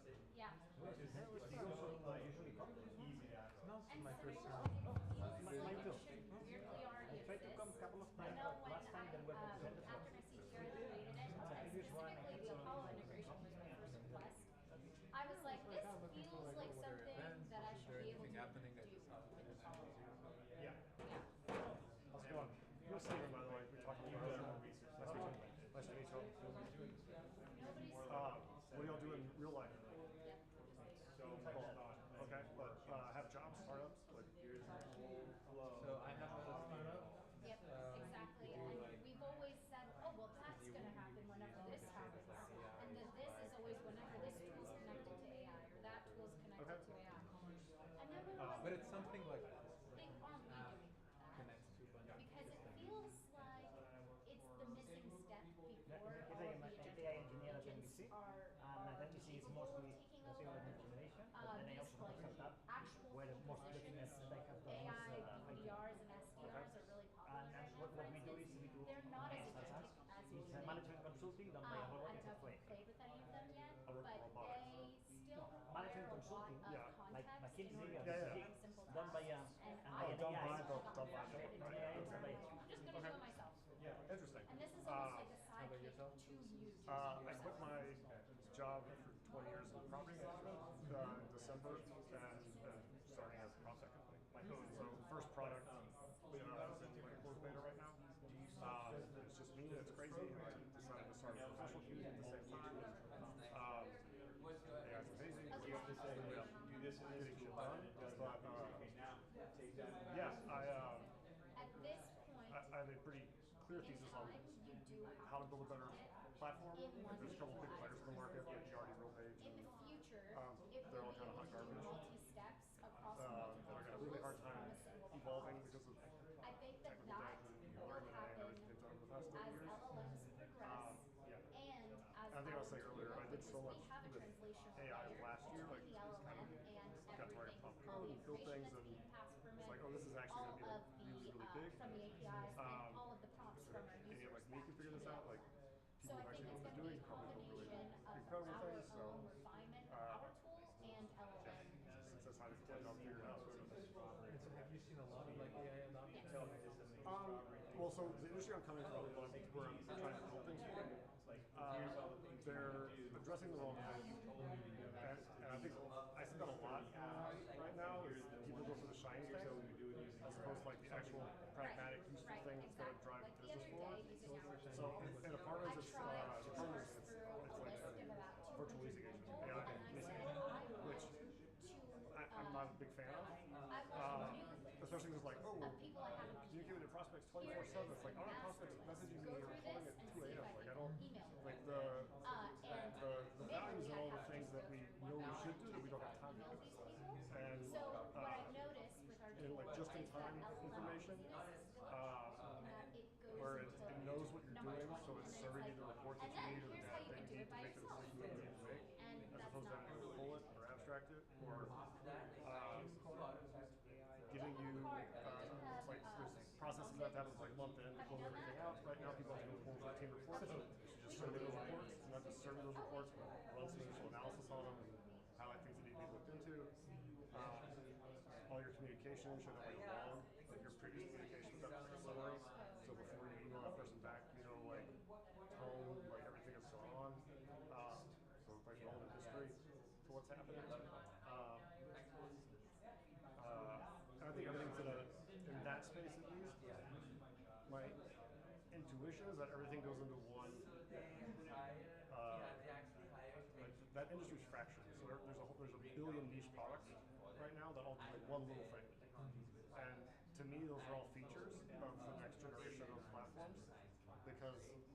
instead of trying like, okay, yeah, you could build today's product with 25% of the team, but what if I had 100% of the team and I just built all the products and I have all the data in one central place? Because at some point, that's going to be everything. Like if you're having a call from an API, pull stuff into some sort of lake or something, and run inference on it, like the latency, the cost, everything associated with that's going to be ridiculous. Whereas if you just have it, all that's like labeling, yeah, consistent labeling everything else that comes with it. So, and I don't hear a lot of people talking about that way. Everyone's still like, I'm going to build my thing that does one thing. I just feel silly. That's not.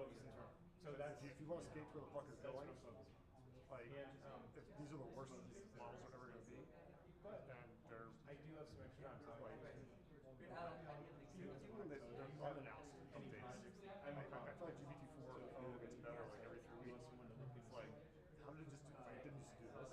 It talks about. Like, I don't know if y'all have experience doing marketing. I have not dealt with ChatGPT a lot. This is something that we're, discussing on. As a non-technical person, I use Voltron. It's the only way I get anything done now. I'm actually a little worried that if they went away tomorrow, I would be dumber. Because I feel like it's become a little bit of a clutch. But that's like the internet, like. Oh yeah, absolutely. Yeah, that's cool.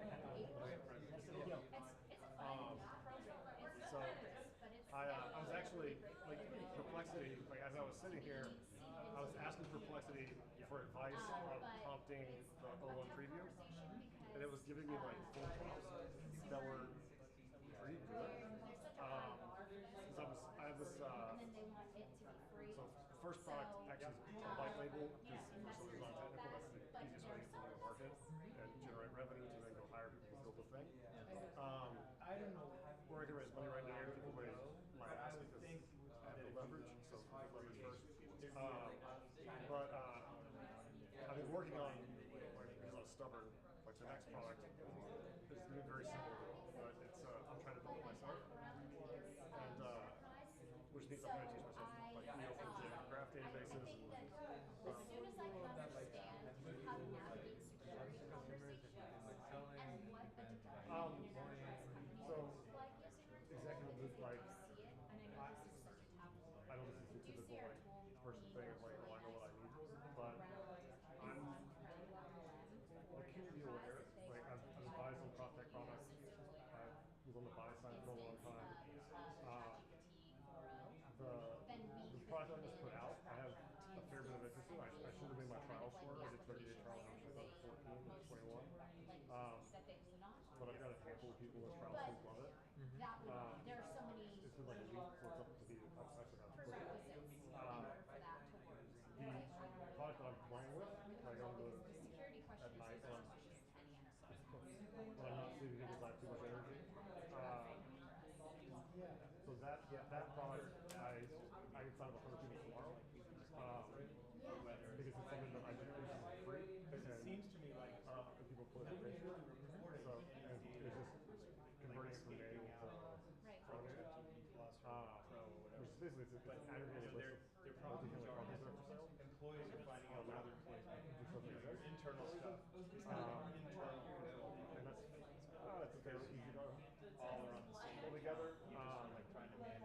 Having to do a little bit of OCR, Which is a problem, but it's a different problem. It's not like. from a But then if you keep it cooking your company, you're tax in the body.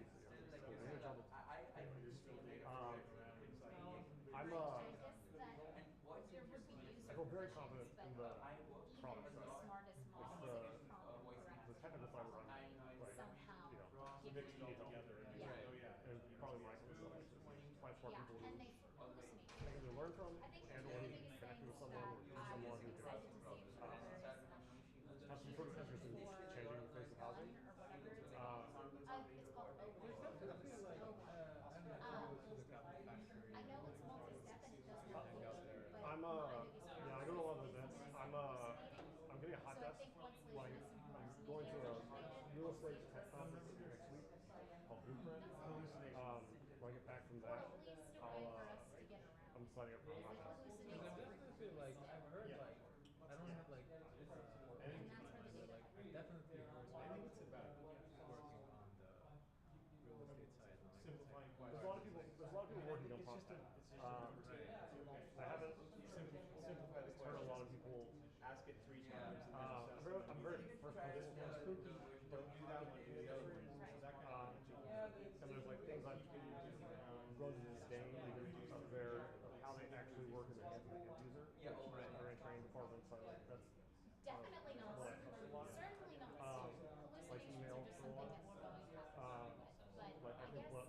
build ultimately what I've has to have an preferred independent email client. is if it's So asked that all their rather business emails than go into that. receiving an So then you answer. can first business That was ask, an idea. and then you can only service them when they're like hopefully to serve as no longer I have this idea for a tool. like the modern dashboards of this. Yeah. Your web.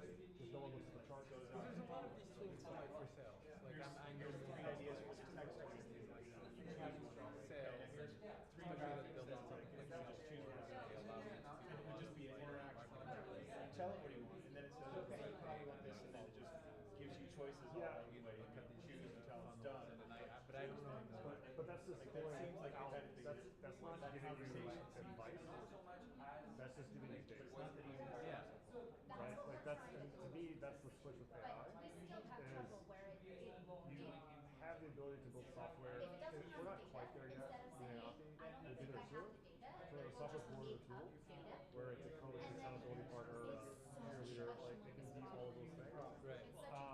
Love it if it just said, And I don't know what I'm so doing. like the ecosystem of it So or can be other more ways like that trying idea to of do just that was time. the addition of the That's artifact panel. you Because have to move everything to a I task-based think system that to where you have an active task or not, an active task, rolling knows out the more task, insert knows AI agents. how long it typically takes to And get then those done, AI what's agents involved in use it, tools, it's watching you do it so it can effectively eliminating serve information UIs. to you. I do think Maybe the not all user the time, interfaces are maybe that's just required a because we have tutorial to mode, watch but you have the ability to LLMs take every 6th frame, The track what artifact you're doing. panel helps you look at the data and But like, look at what it's but doing. that seems like the sort of But stuff you that do seems like have a lot of everything it does, but in a effort to way, like it's set kind of up and showing gather you. all of this information. It's not saying explicitly, take a look at this data, what do you think, even though maybe it should. Follow like what these other sets do But like it's showing you the data before.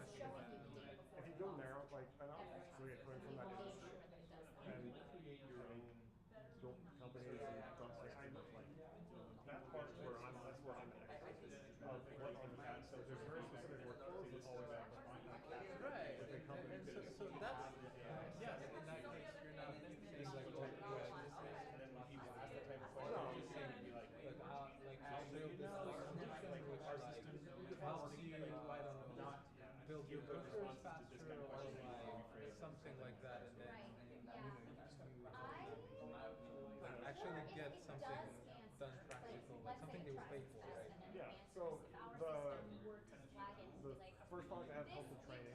It's a browser extension that records what you do, turns it into 3 types of output in parallel when they stop the recording, gives you an interactive demo, step-by-step tour, and video images. Because most companies have between 12 and 18 different software platforms with the on-site interface with LLM. So that's a huge issue. Most of those companies spend close to 60% of their programmatic spending time on software navigation, not how to do their job. That's a part of their job, right? But that sounds like a product in itself. It's like, yeah, and so it's like, But how do you like improve? that's what I'm selling now. And I have the outside of property administration to get it there if I wanted, but I also go to a sales background. If you're selling to everywhere, you're selling to no one. Like, I can speak to a pain point for this specific market. Right. So I agree, but then there's a lot of other things that are, to me, low-hanging fruit and blue oceans people haven't touched. Taking photos of move in and move out and having a computer vision model and dress range and such. So that feels pretty straightforward. Not straightforward, but I'm more type 9 than solving it. The acquisition map, stuff for sale. applying it for more Data in that space is very interesting right now. They're supposed to work overserved. like Paying copy $1,000 to paste $1,500 a month. files. A lot of times for access to data if they use 10% of it. And Like I feel like family and common those extension data or companies are in a position where on your machine, right? I feel like you could undercut that market if data wasn't your business. You were just, it was a part, like I want the data to eventually run For example, AI, like you may have, algorithms that are fun to make predictions. I don't need it to be my entire business, like a you co-star got or a bunch something of like that. files, you wanna So if I analyze can or you build, wanna it's easier now than ever to build save it. things that scrape that data from across the So when website, you're working on things big that data, handle companies doing it. big data, it's like big data, right? You don't wanna I want to do that with just the active listing app and then those So properties. for example, let's say competitors. summarize a lot of it. Uh, All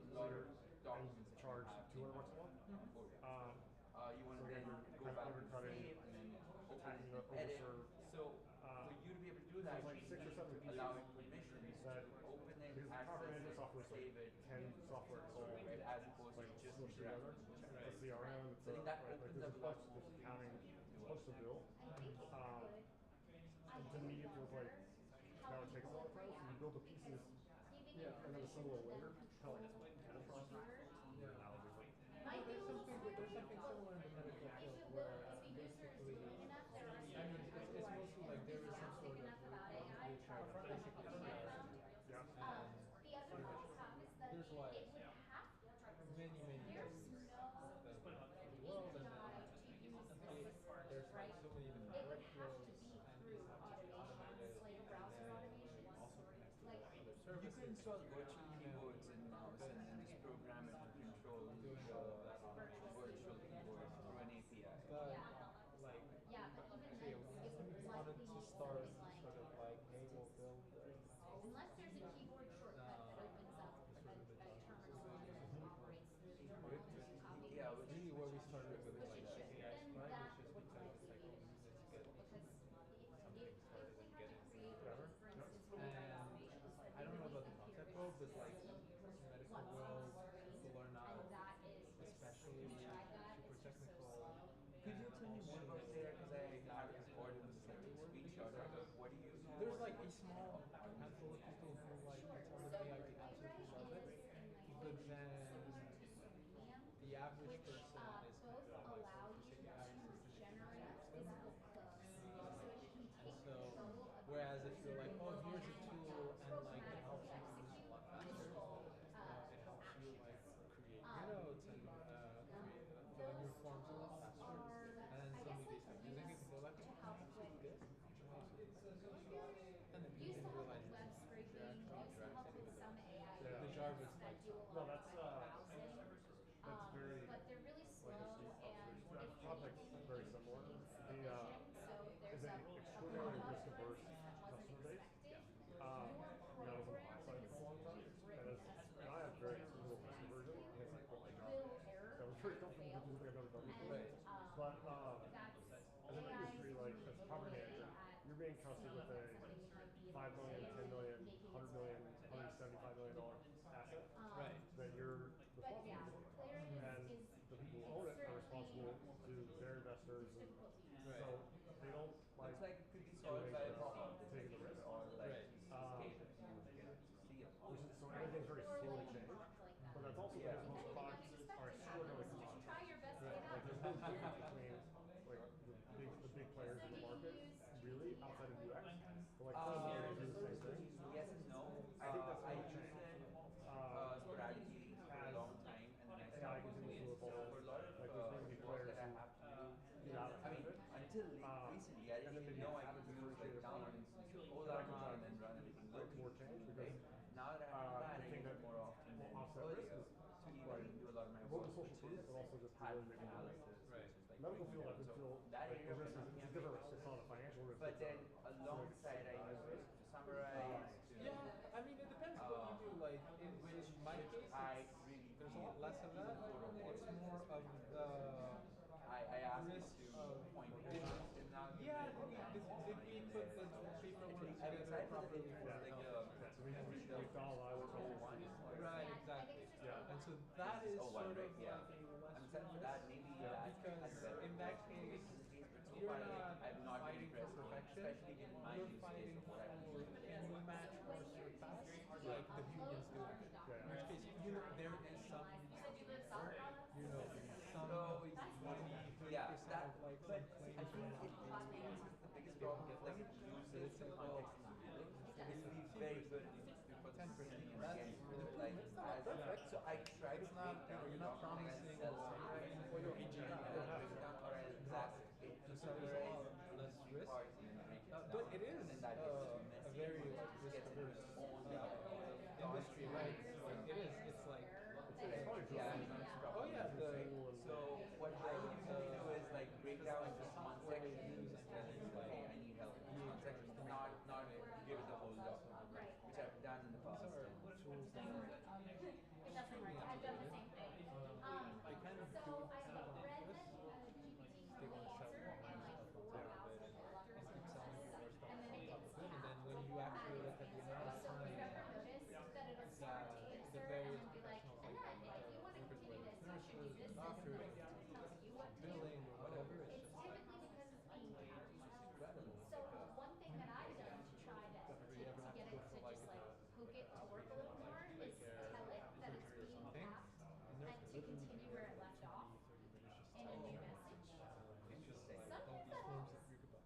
and this it's is like, from just ChatGPT's entering all actual the web things. browser, or is Oh, I that gave you the struggle for 5 minutes to like enter all both? the Running through the API, Yeah, yeah, that's- we hit it in Camel AI, and But I guess the incumbents have very is little, called the API, but because they're, I'm guessing they're fairly established. maybe. In terms of the No, competition that's and what software still designers. happens. They're very established, I was you know, gonna say they I haven't used most of their ChatGPT sales not through through like Camel AI they sell in a through like while. the Just because you have to hospitals you're or dog something, food or whatever that saying providers is. or you know some Which eventually But I have a designers strong make the feeling switching costs like unimaginable to And even so consider. I'm sure like right, one which is why preview like has you know been again like given thought about like more early on to be context like or okay, like more this is specific the context, right? So it's been kind of like tuned and trained service. differently. The problem with it is Camel AI is trying to unseat them as to be like a personal assistant you across know, it's all like trying to tools. like We refine unseat it per Salesforce, application. but it's even like more entrenched. Zapier And is so, a platform that allows for so it has to be something. You have to be like on top of it. That's very, very similar to very products. cool tool So that like you Guardian use. Real Let's Page say and you get lots of are inbound emails so from clients enmeshed and you in want some everything. type of automatic And action to happen. like I have a Maybe friend every who's time a client emails you, chief strategy officer at like the third biggest scanning company in the country. actually, I don't know why I was asking her about like, what's your biggest pain point, email can change and she laughed and she said it's Yardi. And I was like, so why don't you change? She's like, to what? One, and no is like second, because I don't even want to like think about what that would look like. wire those emails, let's say, Which into is Excel part of why, spreadsheet or something. like, I don't know, I just, So it's a tool I have all these disparate pieces that like come together in my head that create like their sound own scattered in custom places, but integrations so that two part of the tools reason why can I just tackled the training immediately piece automate and is act together I have this based feeling off of some that so software is going to have embedded training before long. Like it will be weird for software to ship without it. Much in the way that a video game like drops in the world and then puts you in a controlled environment, allows you to acclimate to it, and then lets you loose. And then at some point, so you deliver like full space and the same thing. That software, as you're able to get mechanisms to the tutorial mode to monitor what And someone's we were doing. like tracing it back. We talked about ChatGPT prompts, large files. So that's because that's software training is one of the big friction points in terms of adoption of these big ships. Exactly. Is that In your space probably too. So I wanted to solve for that in some way. This isn't embedded, but it's a step on that path. and I'm sorry, I mean some first few minutes, but how long did you The start? onboarding piece is already getting a lot easier with vision models and with AI. Like, hey, I'll just scan this word chart and all your codes. Yeah, no, the onboarding is definitely a big one because We're it's still like in beta. We're still you know like the building and switching developing. it just happens very rarely. Done Yeah. yet. That's some But yeah, as long as it's hospital Oh wow. And that's even small practices like they're like oh switching from like an Epic to Athena. What happens more often is that they hire someone at the front desk who is used to Athena, never used Epic, and I was like, okay, now we have to actually sign you up for some courses, and so you have to go and spend like 10 days like doing some training, and you're still like, oh, where's this button? And well, where's this and field? because that training's off-site, then your brain doesn't connect it to your job in the same way that it would if you were there. Like chemically, like if you do something in the same place where you learn it, you're more likely to be able to recall it. Which for me goes back to if you could have software with that integrated so they do their job, Right. and it would just be like tooltips constantly, like guiding them along. And they have to know the tasks, and it could push them where they need. People would learn it a lot faster. But like I did biz dev my last couple of years in property management to work with owners to hire management companies. And that in its own way was something that we always had to address. Like if there was a management change and it wasn't because of an acquisition, it was because they were doing a bad job. The number one thing I had to do to win that business was convince them that I had a plan and that I was going to execute that plan well to make it happen. I feel like it's the same with software. It's just it's not a different problem, like, but similar fear, like from the customer, like it's gonna fall apart. Yeah. I wrote down But I believe that this is all going where it feels like it's going. A lot of that stuff gets swallowed. Yeah, basically, I mean, three blue, one brown. this is like Yeah. basically that's videos. all He does these like visual explainers, like think if like it could Khan talk to Academy. everything. He's got a series of explainers on. He's got one for GPT. You know, and he's a got one lot of for, APIs are transformers, things like that. sure, But then he's also got like the some first few chapters on cover top things of like like map propagation, some and, like the vector map that goes in behind more behind the smaller scenes. And they're like building 30 blocks minutes long, so you can exist sort out of like there. watch one like Cut the middle morning part. or lunch break. Cut the middle part And just give you a, out. like, And it's a like, more intuitive understanding well, of how some you of know, this stuff works, there's even if like, you don't end up doing any you of know, those things. do Like you need, hands-on. I don't know, He has some really great explainers. He has a good one on actually how Bitcoin and cryptocurrency works. Like, if you ever wanted to know like how does cryptocurrency work, weather API, or which how is does actually some wrapper on top blockchain of work, like like, the his West Bitcoin one is. Yeah, It's yeah. like, Because well, it doesn't get into any like has nothing to do with like do I buy a well, Bitcoin or that's not? the whole, Am I going to be a crypto versus like it's just here's what a distributed ledger is. Listen, that's my, that's gonna be my, I think this conference next week, that's gonna be Especially very, at the high level, like you watch the videos, it'll give you a lot more to be able to talk to people. explain it for something we're looking for, but, Absolutely. I watch stir at the pot a least little bit 6 YouTube of, videos a day, and I love me with a watching handful of content. like Very PCs and some other people there, and it's my perspective on most of the companies that are exhibiting. Not boring, I I just think all don't they're know. to exhibit is their features I thought you were of really the smart. next gen products, not standalone companies. yeah. Because they feel like wrappers. Or it would be so easy once you have all this other stuff to just fold that in. So the thing about the wrappers is that, If you end up not using at least for now, like right? you learn a heck of a lot more about what you actually want in the process. So it's They the perfect sort of thing get for cheaper, each aren't they? application. Yeah. Because again, like I'm just thinking, Search vectors, but it's not fast enough to like to actually do just give the constant similarity. I can't just give them a text box. No. Like they will just stare at it Well, and be like, "This is useless." to me." I completely. And they're like, "Just give me one button." Then the UI interface is literally just one button. Yeah, So did you? until it's Because you were voice, looking to learn Yeah. like TensorFlow. it's not. Voice Like, is that was the the reason you did the is whole like the to me the domino that So yeah, like, I think that changes in the course some we of that. learned the library. But when you're having to use the fingers to, And you people find probably comfort in the process of what's there, and no one likes change. People who say they like change only on their own terms. Don't actually like change. Humans, we're not designed to like change. And also, like you know, it's you don't necessarily have time or money or effort. It's like I just want to do my work, go home. Like a lot of people think that way, and it's like, and there's nothing wrong. It's just that is like if you keep like requiring change, it's like I have to do another training, or I have to do this. No, there's but- definitely like adoption fatigue, but that's all for project right now. After the pandemic, like when I worked on site in Grand Rapids 8 years ago, we had relationships when you collapse period. from 5 Very to 12 minutes down to 3. Like, So that's why tools like Nomic, I know more people on Outgrid who used to like work on site, and the first thing I was like, oh, because how do you have relationships still? It's not, like, oh, it's supposed to do nothing. even when you collapse the That's not, dimension. you know who,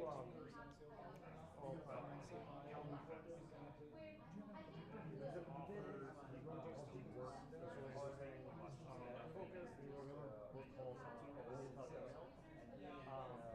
And the Roll Without Email book is really interesting because he gets into the science of how our brains work, cognitive shifts, and the time it takes to come back to focus and come back to focus. And he basically blames email for like this massive loss of productivity in American or the law of workforce. Which for me was very validating because I really don't Like we thought we might have like a joke that like at some point that you should just basically buy game engine just so you know like just like because like our best work is always happening like especially flights that don't have Wi-Fi. And then it's like some breakthrough happened just because like I was on a flight. It's like going to San Francisco and in those 3 hours, some breakthrough happened. And it's like, you know, that, and it keeps happening and it's no distraction. I have no notification. Also, one, you're probably right. So that's, I don't think you remember that, like, Maker Manager. So, yeah. So there's, most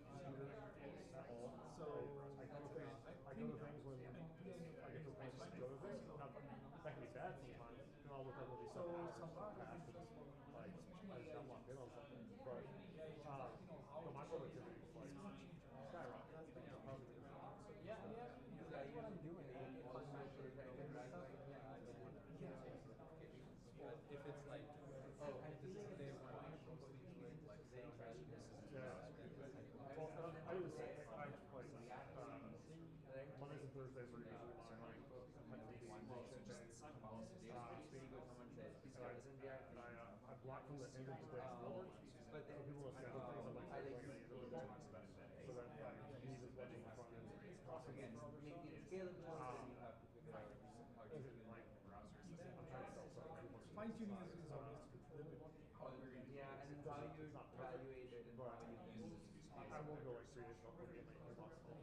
But using models. that's gonna change how that customers. So I think it is pushing because a lot of it's weird. yeah, so Striking that balance. It's something, I don't know. I think about a lot. That's great. today the old one October, yeah, with this, but yeah, I don't know what that looks like. really bad. I don't know what their own Still would be. still like decent. I think I Still might not have to like sort of expected to work that I do. that's like why my goal. Apart from that, I don't think I got any. Not have interest. So you have to be focused on everything for it to be covered by it. Internal alarms. Yeah. You have to be absolutely certain. If not, you cannot distill and when Slack will come. Or whatever.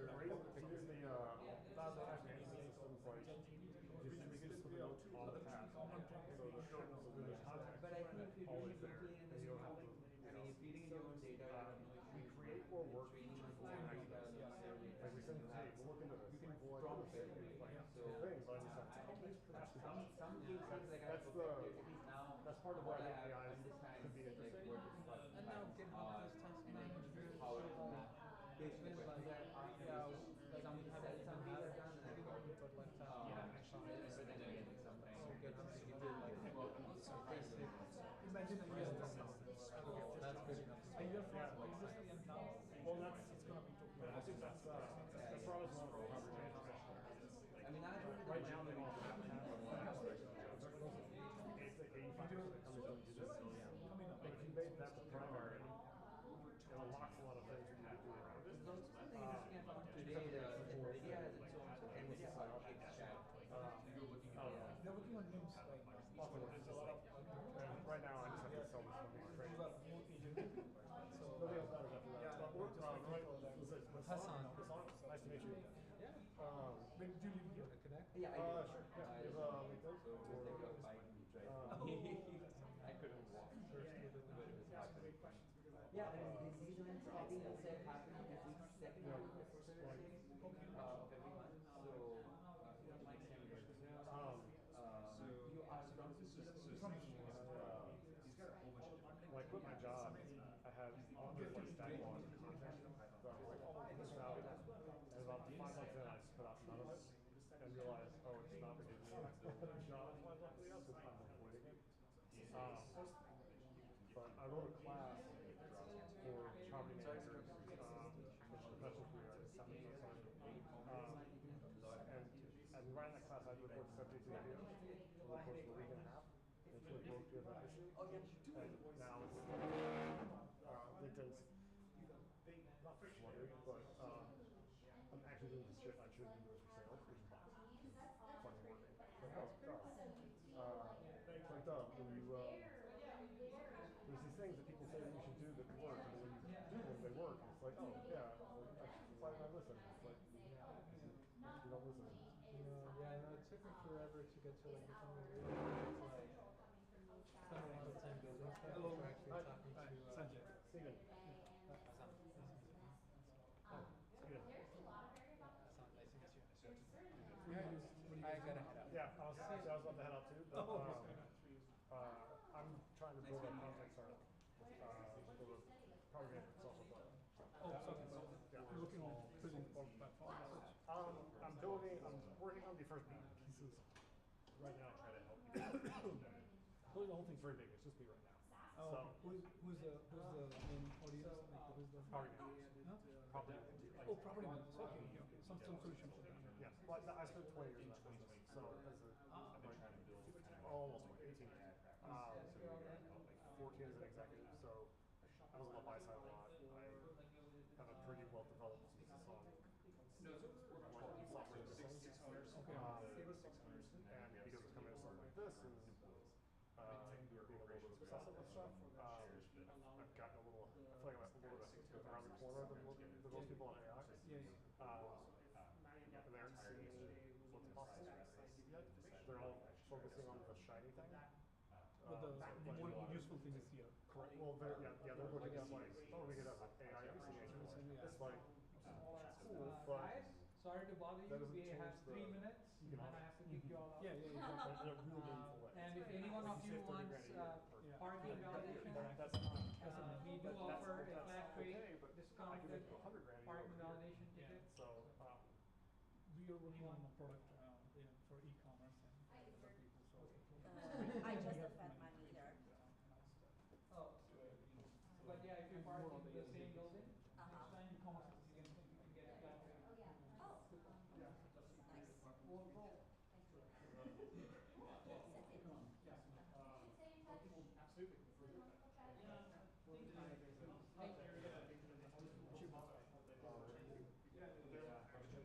absolutely. We'll chat again. I work for a self-driving company. One of the things that I'm discussion a lot will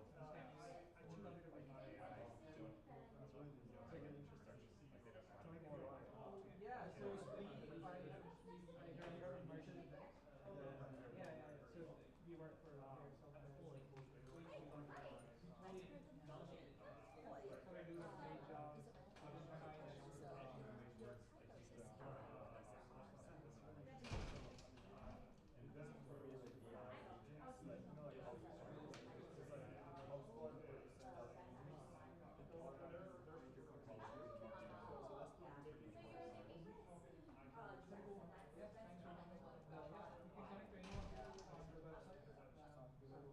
Yeah, I could carry my.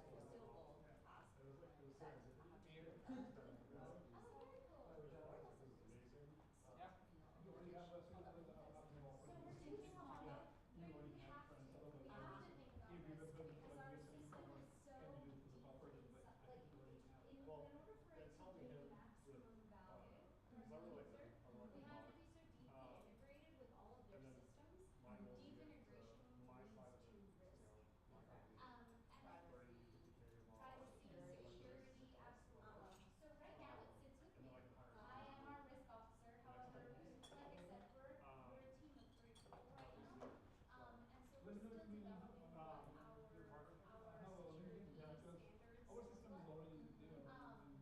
Well, so e-commerce, that's a big bucket. So what are you doing?